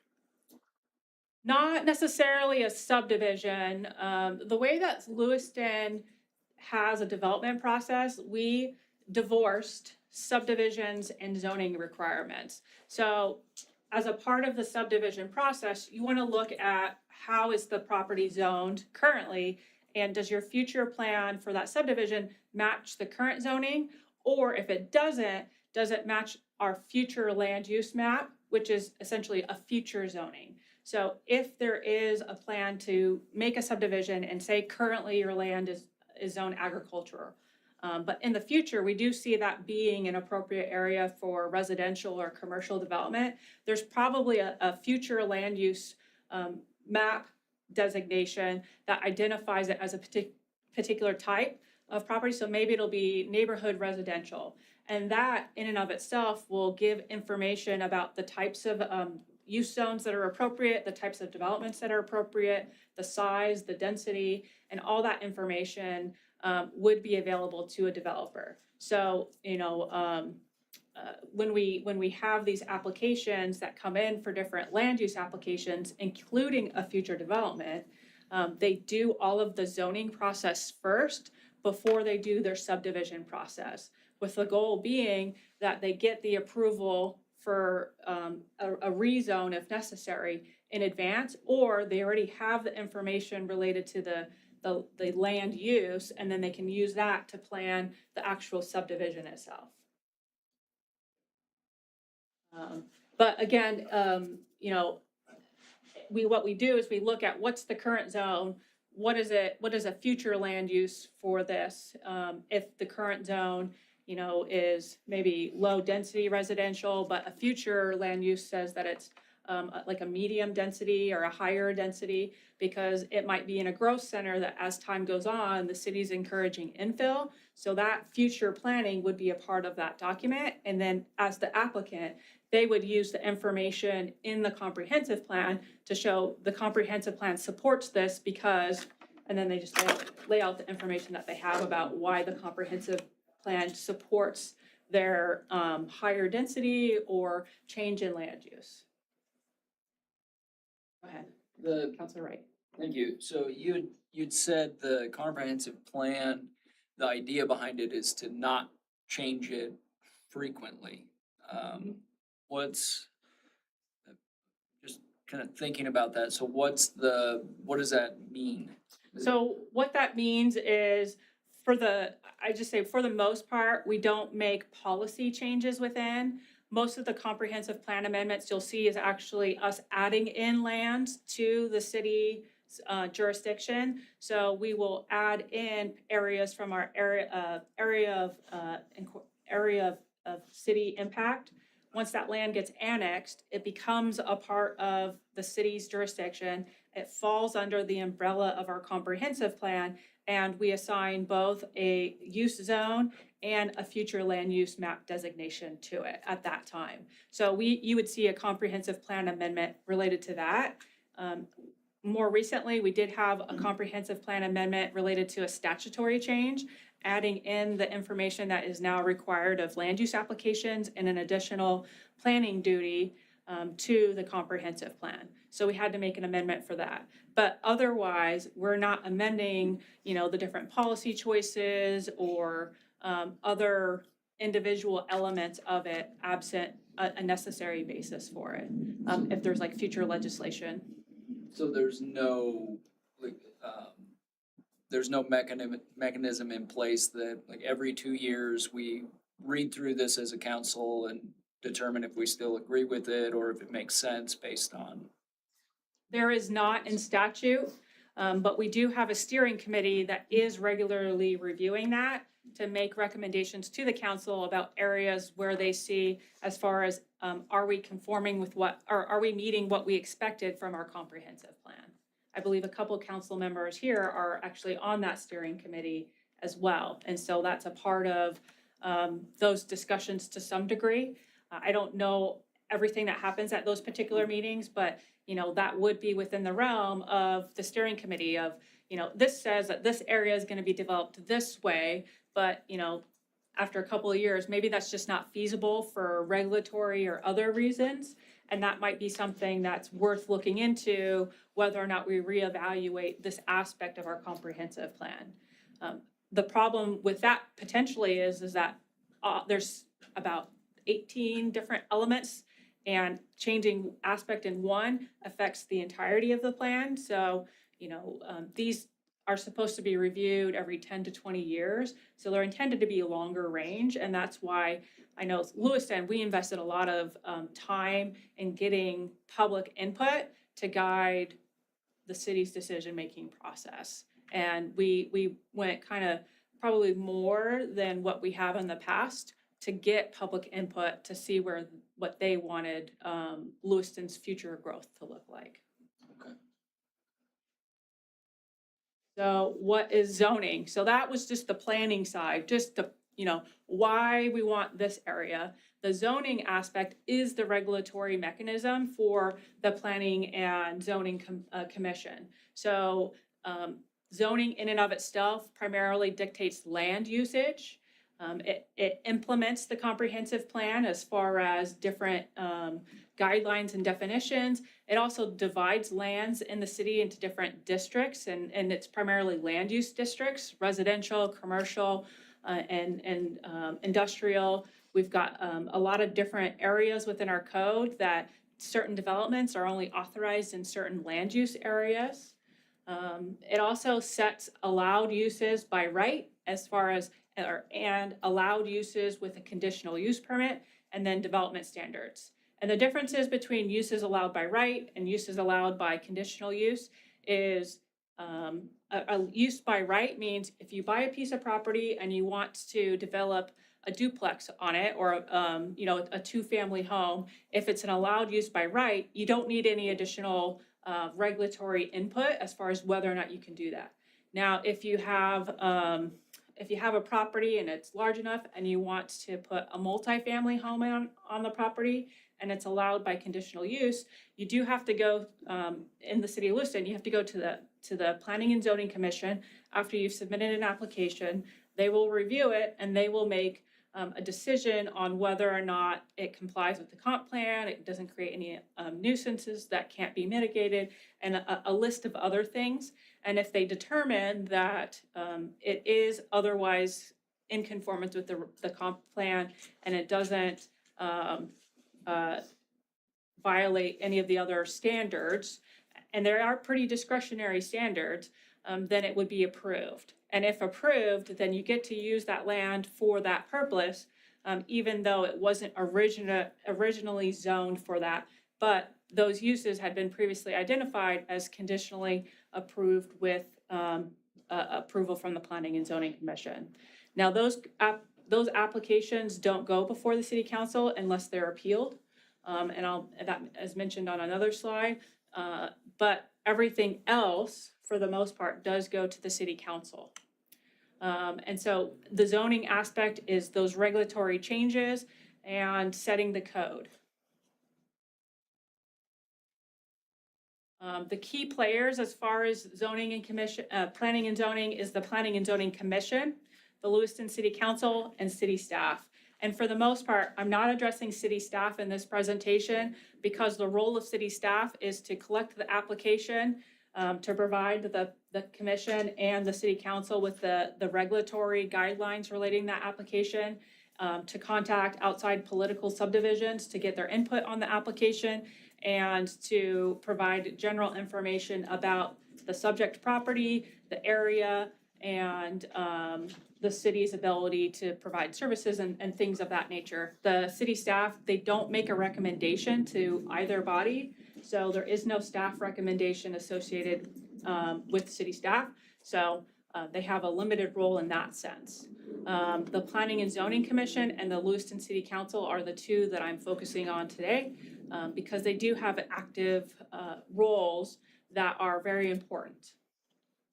So the role of the Planning and Zoning Commission is to conduct public hearings on these land use applications. They also develop recommendations to the City Council. As I noted before, they can make decisions that don't require an ordinance to implement, which is traditionally our conditional use permits and sometimes our variances, or subdivide land. Those other actions do require an ordinance, and so those have to come to the City Council. So if you, typically you'll see applications to rezone property, and then also subdivision plats.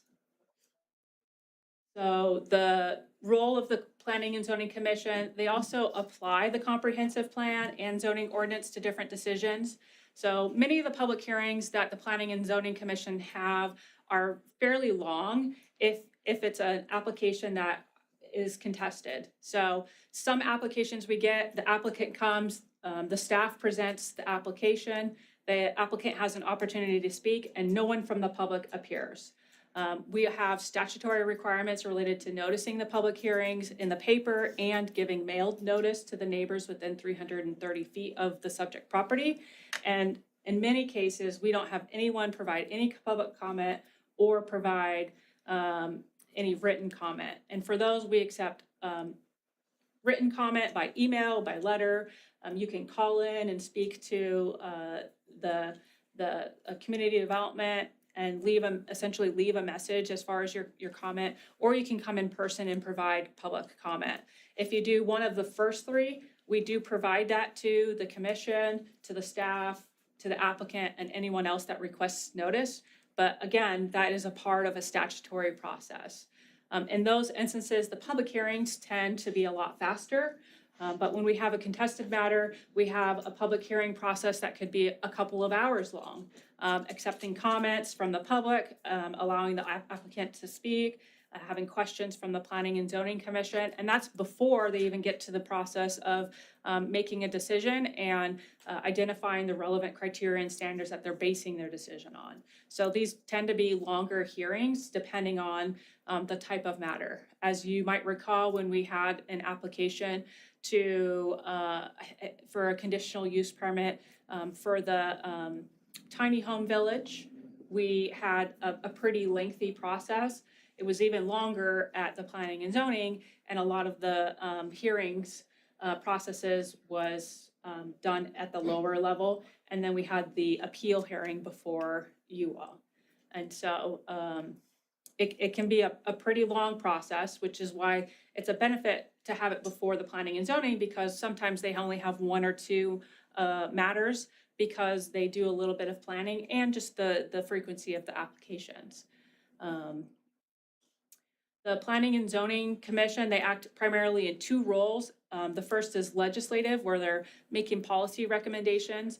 A part of the Planning and Zoning Commission's role is to initiate and make review and recommendations related to zoning code changes. So any administrative change to Chapter 37 does get reviewed by and a recommendation from the Planning and Zoning Commission that then gets sent to the City Council for your review.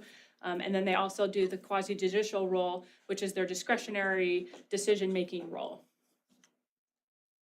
And even though I say that it's pretty broad as far as this discretionary role, the last couple of years, the Idaho Supreme Court has had a lot of land use matters before them. So there's a lot of case law helping planning and zoning commissions and cities interpret how they are supposed to apply different aspects of LALUPA. So why the commission exists? It does provide focused review and subject matter input on land use applications and all matters affecting planning and zoning for cities.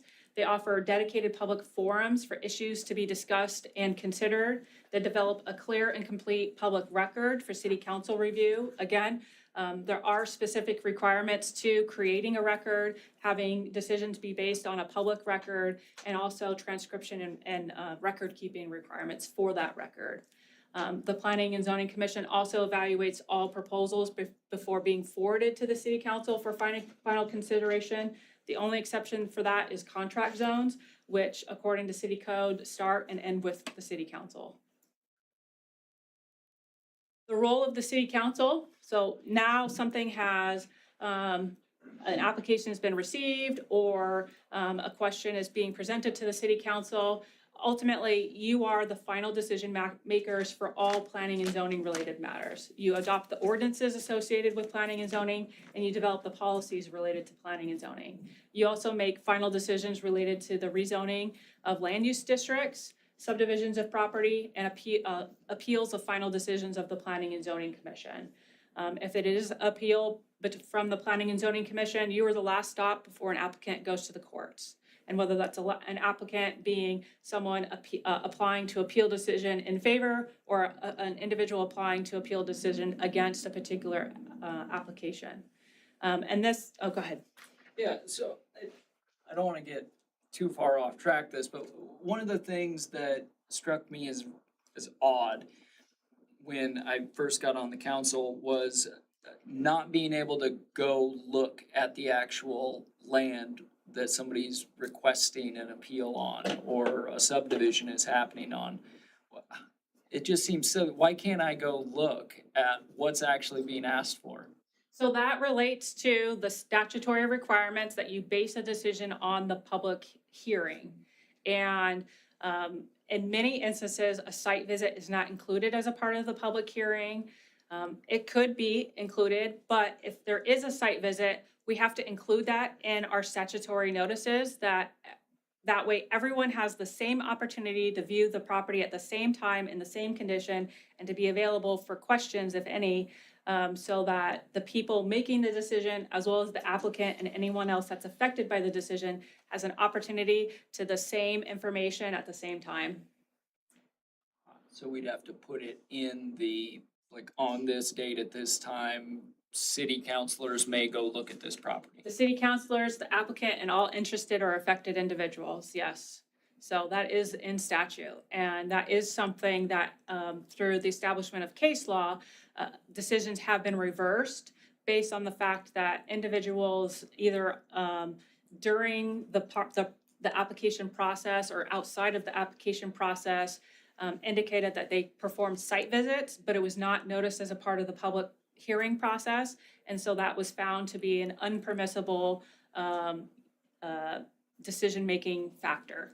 So ex parte communications outside the public process are very heavily disfavored, and even using personal knowledge about the site, the applicant, the use, anything of that nature is improper based on established case and statutory law related to land use matters. You know, there's a lot related to planning and zoning that is out of our hands and that is statutorily guided or further interpreted by case law. So just a quick follow-up, if I thought it was important enough that I wanted to go look at this, while the public hearing is open, I would have to make a motion to have a site visit and get approval for something like that. That would to be take one place. appropriate way to do it, and then we would continue the public hearing process until that site visit was had. And then the public hearing, you know, whether you continue it at the site or you plan for a certain amount of time, and then you have a follow-up meeting at a secondary site and continue the public meeting. That procedurally is one way to do it, yes. You know, in theory, an applicant could request a site visit as a part of the public hearing that they want, if maybe they felt like they couldn't adequately describe it through pictures or other means. One of the things that I know I work really hard with the Planning and Zoning Commission is to make sure that they're not straying too far away from the relevant criteria and standards, because that's really what they should be making the decision on, not something else. So one of the things that we've we've kind of worked with community development is if a particular application to rezone a piece of property is included as a part of a subdivision, there's alternate opinions about subdivisions in and of themselves in particular areas. And so we try to focus on, can we rezone this application and, you know, for a permitted use? And if it's a permitted use, what they ultimately do with the land is, you know, to some degree, you know, of no concern to the city because it's a permitted use. On the other hand, we shouldn't be making land use decisions related to public use or permitted uses based on disagreement with the neighbors, because you do have those not in my backyard or not in my area of town.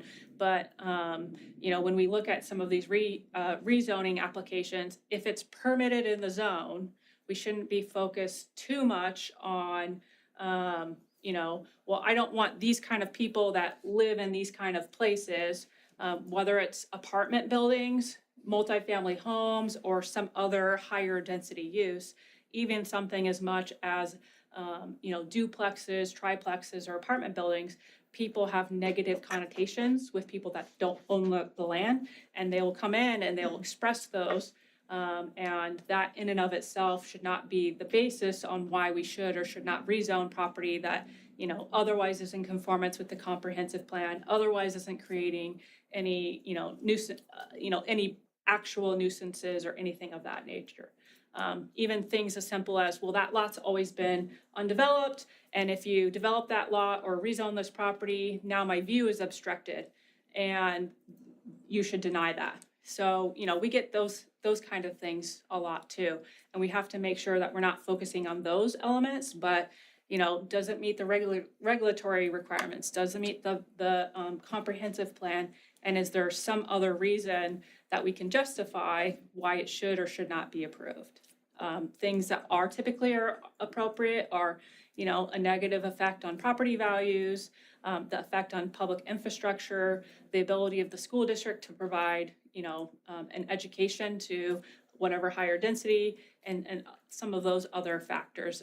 Those would be the more appropriate areas.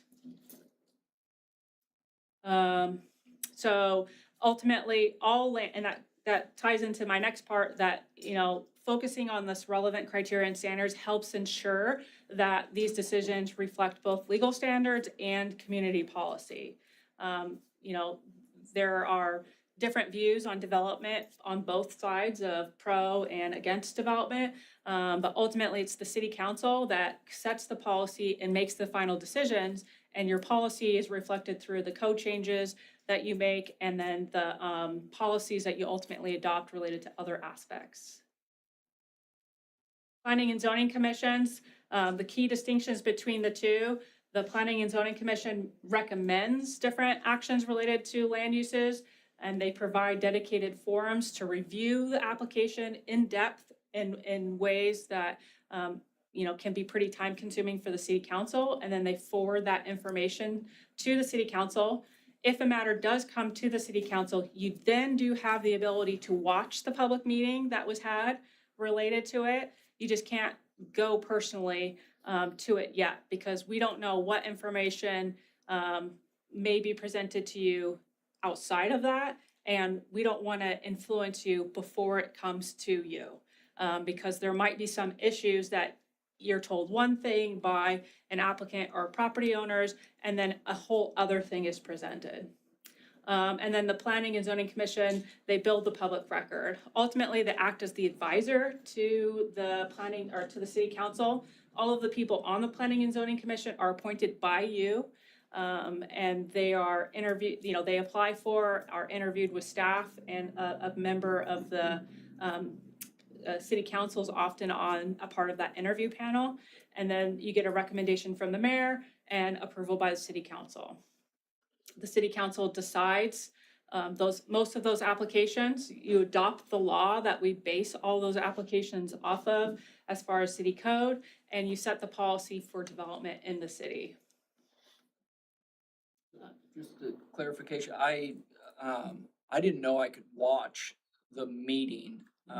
So do I have to wait until like the public hearing happens and it's open to public hearing, then I can go watch it? Or if I see it coming up on the agenda, I can go back and watch that before the meeting? Once it's been done at the Planning and Zoning Commission and it's coming to you for a decision, then you have the ability, once the materials are forwarded to you, to review all that information. Okay, so basically before the meeting, I can go watch that video because it's coming to me. And it is a part of the public record at that point. There are certain elements that, like I said, there's things that are not a part of the public hearing. So I would ask that if you do watch the video, you just watch the public hearing portion of it, because that's the information that you're supposed to base your decision on, is the public hearing portion. What comes out in the deliberations afterwards is reflected in the reason statement of relevant criteria and standards, in which they are telling you they approve or don't approve or approve with conditions in application. And we make those pretty detailed based on the record. And again, it's entirely controlled by state statute and case interpretation on what should be or shouldn't be in a a reason statement. That's why, more recently when we had one and, you said, yes, I believe that this should be approved for this reason, and say, well, what makes you think that? There's been a lot of case law in the last 2-3 years where cities have been penalized, and decisions reversed entirely. And even some cities kind of called out by the Idaho Supreme Court about their inadequate reason statements. And the one guiding principle is the longer the meeting, the longer the reason statement, to address all of the contested facts and the basis for why a particular decision was made and all the facts relied on as a part of that decision. So it's pretty intense process, but that's a creature of the way that this is established in Idaho. And we haven't had too many decisions challenged, but one of the more recent ones was the UGM decision. That was a matter that was appealed to a local court. So once you have a decision, if it stays at the Planning and Zoning Commission, you appeal to the City Council. If you don't like that decision, then you can appeal to the local court for judicial review. If it's a final decision of the City Council, you can request reconsideration by the council. After that, then they can appeal for judicial review. So some of the bigger issue applications are what we've seen. The other one before that I'm aware of was the Lindsay Creek Estates subdivision or PUD. That had a little bit of some judicial review associated with that as well. And in city code and state code, the process differs depending on the type of land use application that is being applied for. And so we have different processes for each application. So this is typically what the process is when someone submits a land use application. The application is submitted and it's received by staff. Staff review the application and start the notice period, or start issuing the notices to the public, to political subdivisions, and to other people who express an interest.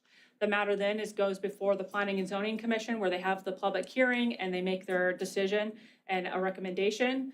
And then the City Council makes a final decision based on the recommendation from the Planning and Zoning Commission, and then they, can adopt the findings depending on what kind of information is provided at the public hearing, or they can adopt separate decisions as far as the reason statement and relevant criteria and standards.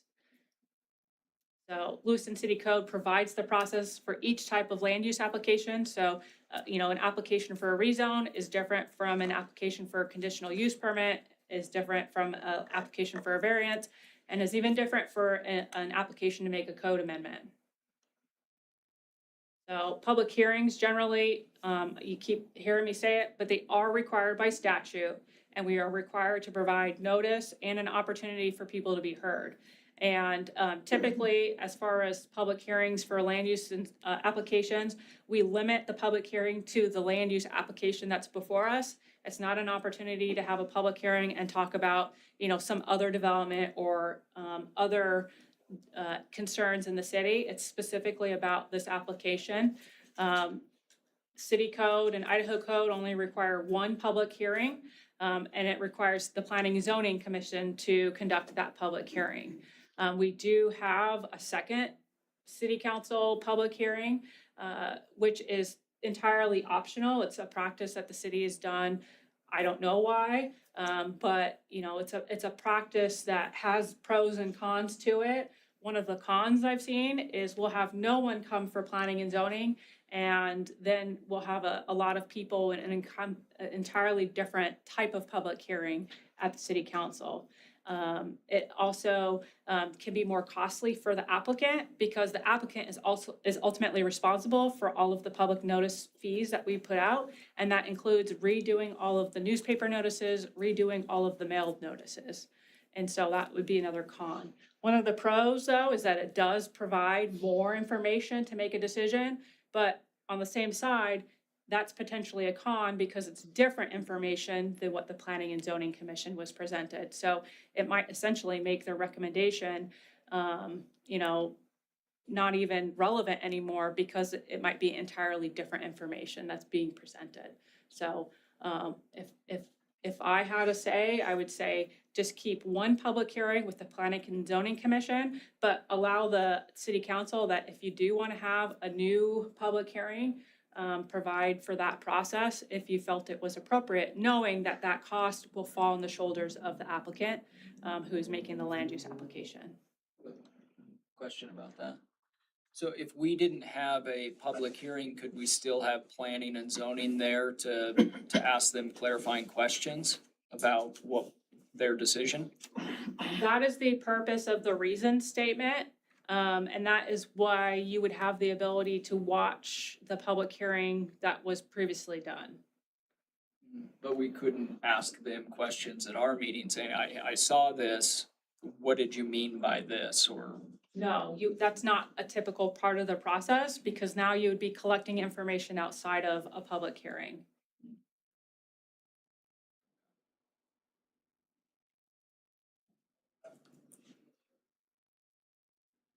Common misunderstandings about planning and zoning is that the P&Z or the city council make decisions based on preferences. We do fairly well on making sure that decision makers rely on the standards in the public record.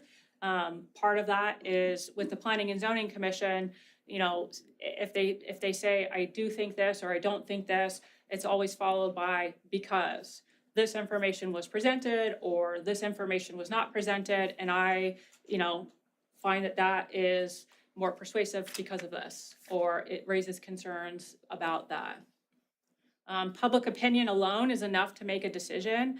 That is one of the things that as a city council and the Planning and Zoning Commission, you're constantly, you know, advised is that when you are presented information, it's your responsibility to weigh what information is more relevant or which information is more credible. We had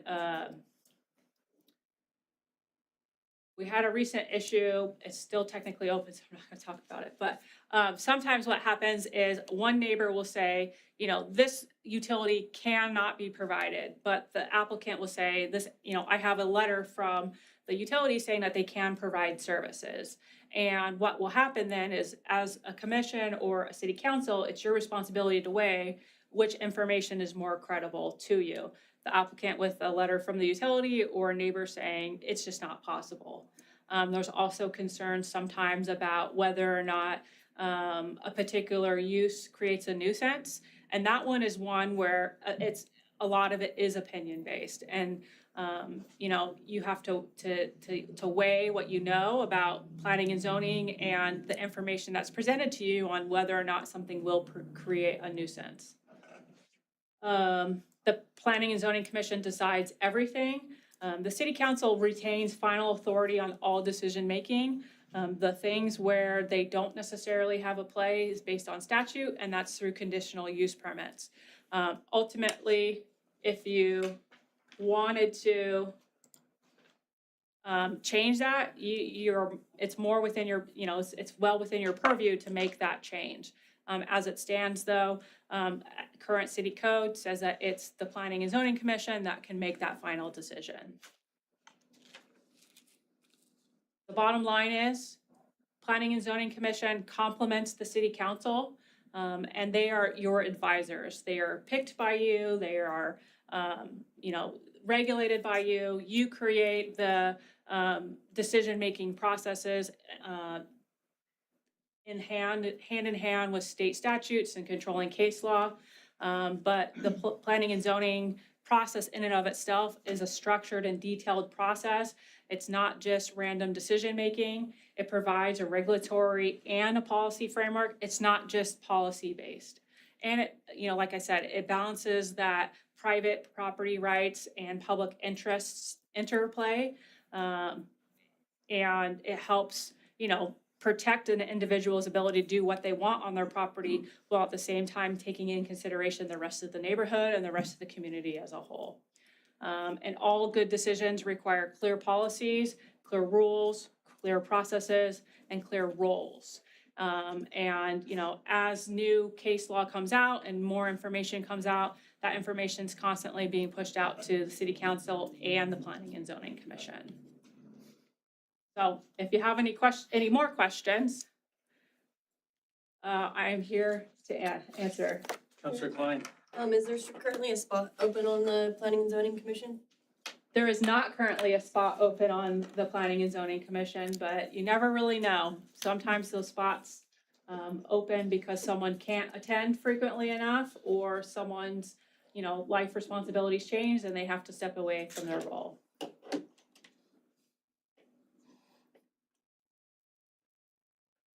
Council questions? I have a smile on my face because I just had this thought that, for punishment, we're gonna get sent down to the Planning and Zoning Commission, and I don't wanna go, so I'm gonna behave. Because they do the yeoman's work, they really do for the city, and I appreciate all that they do. And as you know, we have our city planner back there with us, Mr. Joe Plaskon, so he knows this stuff. And if we ever have questions or concerns, he can answer these same things for us. This is something you might want to print and put in your packet and carry with you that you can reference, especially when we have hearings, public hearings, stuff like that. 'Cause it's very well done, and there's a lot of good information in it, so. The Association of Idaho Cities also has resources available to the council, including a handbook, videos, and other materials to help you learn more about planning and zoning in general and different aspects of it. And so that's available when you have access through the AIC portal. And if you don't know that you have access or need help, Tanya can help you.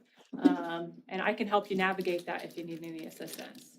There's also other online resources available. Givens Pursley is a law firm down in Boise, and they publish like a desk book, and they do that about a couple of different topics of relevant Idaho law, and it describes the case law and the processes in detail. So, and that's available through. You can find out on Google. It's a free resource that they publish. And Council, just one more comment from me. So Councilor Spicklemeyer had some questions about planning and zoning, and that's why we had this topic today, was just to learn a little bit more about it. And it is kind of almost legal, legislative for us. It's a lot to comprehend. I did want to ask you one more thing, Jennifer, because Councilor Spicklemeyer kind of had a question about this, and basically the question is, why do we have a planning and zoning commission? Do we have to have them? Could we, the council, become the planning and zoning commission? If you could just comment on that. Yes, you could. As I mentioned earlier, there's a couple of different ways it happens, but it is mandated by law that we have some kind of decision-making authority, whether that is the city council and nobody else, or it's a planning and zoning commission, a planning and zoning commission, or that joint planning and zoning commission. As I mentioned, I'm not aware of any city in Idaho that has separate planning commission and zoning commission. Most that I'm aware of, including at the county level, have a joint, again, I say joint, have a combined city and council, or a combined planning and zoning commission. And I don't know of a whole lot, but I do know that some jurisdictions between a county and a city, they have joint planning and zoning kind of relationships. But I don't know specifically which ones do that, but some areas informally coordinate together. And, something as simple as the area of impact, that is still technically the county's jurisdiction. Some counties work with their cities and they adopt the planning and zoning related requirements for that area of impact. That's not something that is here in Lewiston versus Nez Perce County. So we'll get questions about, why does this property owner get to do this? And then we look at the property and it's in the area of impact. It's not actually within city limits. So we only control what's inside of city limits. After property gets annexed into the city, then we have some control. And their legislation changed a couple of years ago, even about annexations and the role of the area of city impact in and of itself that we've been navigating between the city and the county. So, it is an area of law that is still changing on a year-to-year basis.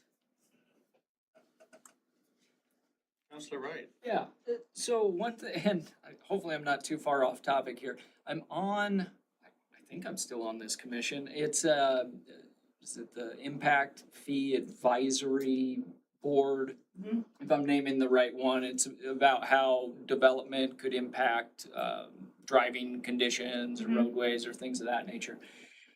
I've never had a meeting for this. It's kind of an ad hoc, if you need it, there will be a meeting, is how it was explained to me.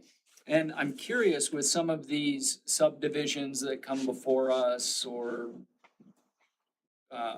rezoning that comes before us, do those ever trigger a meeting for this board? Like, how does that? So you're speaking of the Development Impact Fee Advisory Committee? Yes, that's probably it. And in reference to development impact fees. And that is a completely different area of Idaho law, but it's also a very regulated area of law. So essentially what it is, it's an additional tax on certain developments. And the reason why I say tax is, it is billed as a fee, and it is a fee, but you have to establish a comprehensive study. You have to have a capital improvements plan that details the types of improvements that might happen. And there was a US Supreme Court decision recently that said that whether this is a fee or a tax isn't clear. And so that law is still being developed. So we don't have an established development impact fee ordinance at this time. And we started a process to create a development impact fee related to traffic mitigation. And that was not really addressing the other impacts of the developments, including the strain on public infrastructure, the strain on emergency services, and some other aspects that are typically included in a development impact fee. And with the legislature working to change some of the rules, and then the US Supreme Court making a decision based out of California related to whether or not a development impact fee was a fee or a tax. They kind of left that question open, but it's an area of law that is constantly in flux. One area that you do see development impact fees locally is actually up north in Kootenai County. They do have development impact fees, and they have those fees pretty substantially as far as the applicability. And so my understanding is that the county has a fee, and they created a policy and an ordinance around that fee, but not all the cities were willing to adopt it. And now that makes the enforcement of the fee difficult because they have to reevaluate their entire structure and the fee plan. And so they are intended to mitigate the impacts of higher developments, but they affect even small developments as well. I don't remember the case name in California, but the details of that one was you had an individual that was placing a mobile manufactured home on a piece of property that they owned. That county, it was El Dorado County, they had a development impact fee that had a fee that was in the thousands of dollars. And considering the impact of that development future forward, they said, as this area develops, we need to widen the highway that goes through us. And the fee to do that was very, very high, even on a per trip basis for, a single family manufactured home. And he challenged the constitutionality of that fee. And over time, some elements he won, some elements were addressed, but ultimately, my understanding is he was a prevailing party in that case. So the impact of that is not entirely known at this time. Gotcha, okay. So basically there's not a direct tie or planning and zoning's making this decision, hey, tell this group, because you're gonna wanna make a decision. Yeah, that's a broader policy question for the city too, and the city council of, because we don't have a development impact fee ordinance, you will have to establish that first before you start establishing the individual development impact fees. And that would just be an additional cost to development in general. Thank you. All righty, well, thank you, Jennifer. That was a lot. Thank you. Council, next we move to Roman numeral 6, unfinished and new business. Item A, city councilor comments. Comments shall not be related to an item currently before the city council or one that may come before the council in the foreseeable future and shall be limited to comments, not discussion. Any council Mayor. comments? Councilor Fortman? April is Child Abuse Prevention Awareness Month. I want to emphasize the importance of supporting families and building communities where children can grow up safe, healthy, and supported. Key points that you could go to for the community is preventchildabuse.org. They have a lot of resources on there. And they, for one key point on there, they had prevention succeeds when families have access to resources, relationships, and support, and community investment and prevention creates stronger foundations for children and families. I do personally know someone who has lost a loved one to child abuse and sends around random acts of kindness cards during this month to share the website and to share the awareness and hopefully give people the outlet to be able to see that and know where to go if they need this. So I just wanted, and I'll bring those cards at our next meeting, and I'll just put them on a table and someone can choose to take them or not. So I'll encourage the community to give it random acts of kindness and just remember to be there for those that need it. So another thing is community events. There is a public assembly on 2026 Seaport River Run. Date April 25th, 2026. Time is 9:40 a.m. to 1 p.m. Details 48th Annual Seaport River Run, short and long courses for all ages. It starts at Swallows Nest Park and ends at Hell's Gate, if you would so like to participate. As well as there's many events on the city website. So if you go to events information available on the city website and then go to community and then click on events, you can see all the events that we have going on and also from the library and public works. That is all I have for today. Thank you, Councilor. Other council comments? No? Okay. City boards and commissions, liaison updates? Any updates? Yeah. Councilor Wright? Yeah, so this was the cemetery and urban forestry.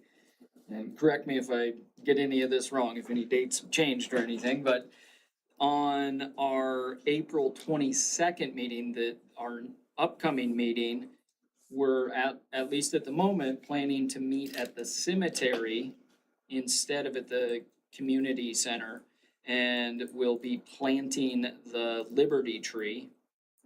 And this was is a Princeton elm that will get planted at the cemetery. We also were awarded the Tree City USA, and I was advised we'll likely be honoring that on Arbor Day. Also, we do have at the community center, and I'm careful not to get this wrong, but we do have a bunch of trees there, just smaller trees that people in the community could come and get potentially a free entry to the state park and also get a tree to plant. And let's see if there is anything else. Our upcoming meeting in April will start discussing fee schedules for the columbarium. And that'll be coming to council shortly after that. So we need to set those fees for that columbarium and the sprinkling of the ashes. And there's a wall where you can put your name on a wall as well. So fees for that. And I think the mayor's probably going to bring this up, but just in case, that Paul Revere bike ride is coming up April 18th. So I think that's all I got. Thank you. Other updates, councilors? I'll scratch Paul Revere off my list. Mayor's comments, item C. So a couple of things, on April 14th at Lewis Clark Hotel over here, I think it's at 6 p.m, Idaho Listens is gonna be in town. I sent an email out to all the councilors today. If you'd like to attend, they're inviting us. And there's probably an RSVP on that. April 16th, your Employee Appreciation Committee is gonna be out picking up trash along Snake River Avenue. April 16th, I think at 4:00 is when we're starting, so we're gonna have to fight with the pipes and everything else that's going on down there. Then I also want to let you know, that there's been a lot of concern expressed about, a fiber company, doing some business up in the orchards, especially in the Birch Court area. And so, tomorrow night at 6 o'clock, City Attorney Jennifer Tangana and myself are gonna be meeting, it's kind of a block party. We're gonna be meeting with, neighbors up there, 1828 Birch Court, and answer their questions and talk about, what's going on. Unfortunately, it sounds like there was a breakdown a little bit, so this company has a right-of-way permit, but you know, part of that is to go out and tell people what you're up to. And when we don't tell them, then folks don't like it. I wouldn't like it. And so, so we're gonna go up there and try to answer some questions and meet with some folks, just so you know, if you hear about it or read about it online, we're gonna try to take that head on, so. So with that, we'll move to agenda topics. Item D, council, anything? Moving forward, none, okay, Council President Kleber needs to be somewhere at 5:50. We'll move to adjournment, Roman numeral 7. Get us out of here. It's tip off. I make a So motion to moved. adjourn. It's been moved by Councilor Forstman, second by Council President Kleber to adjourn. Those in favor, please signify by saying aye. Aye. Opposed? We are adjourned. Thank you. Go Michigan. Yeah. Win, I didn't mind. There's that card floating around from Carolyn, if you didn't get a chance to read it, and she does have some cowboy cookies sitting up front.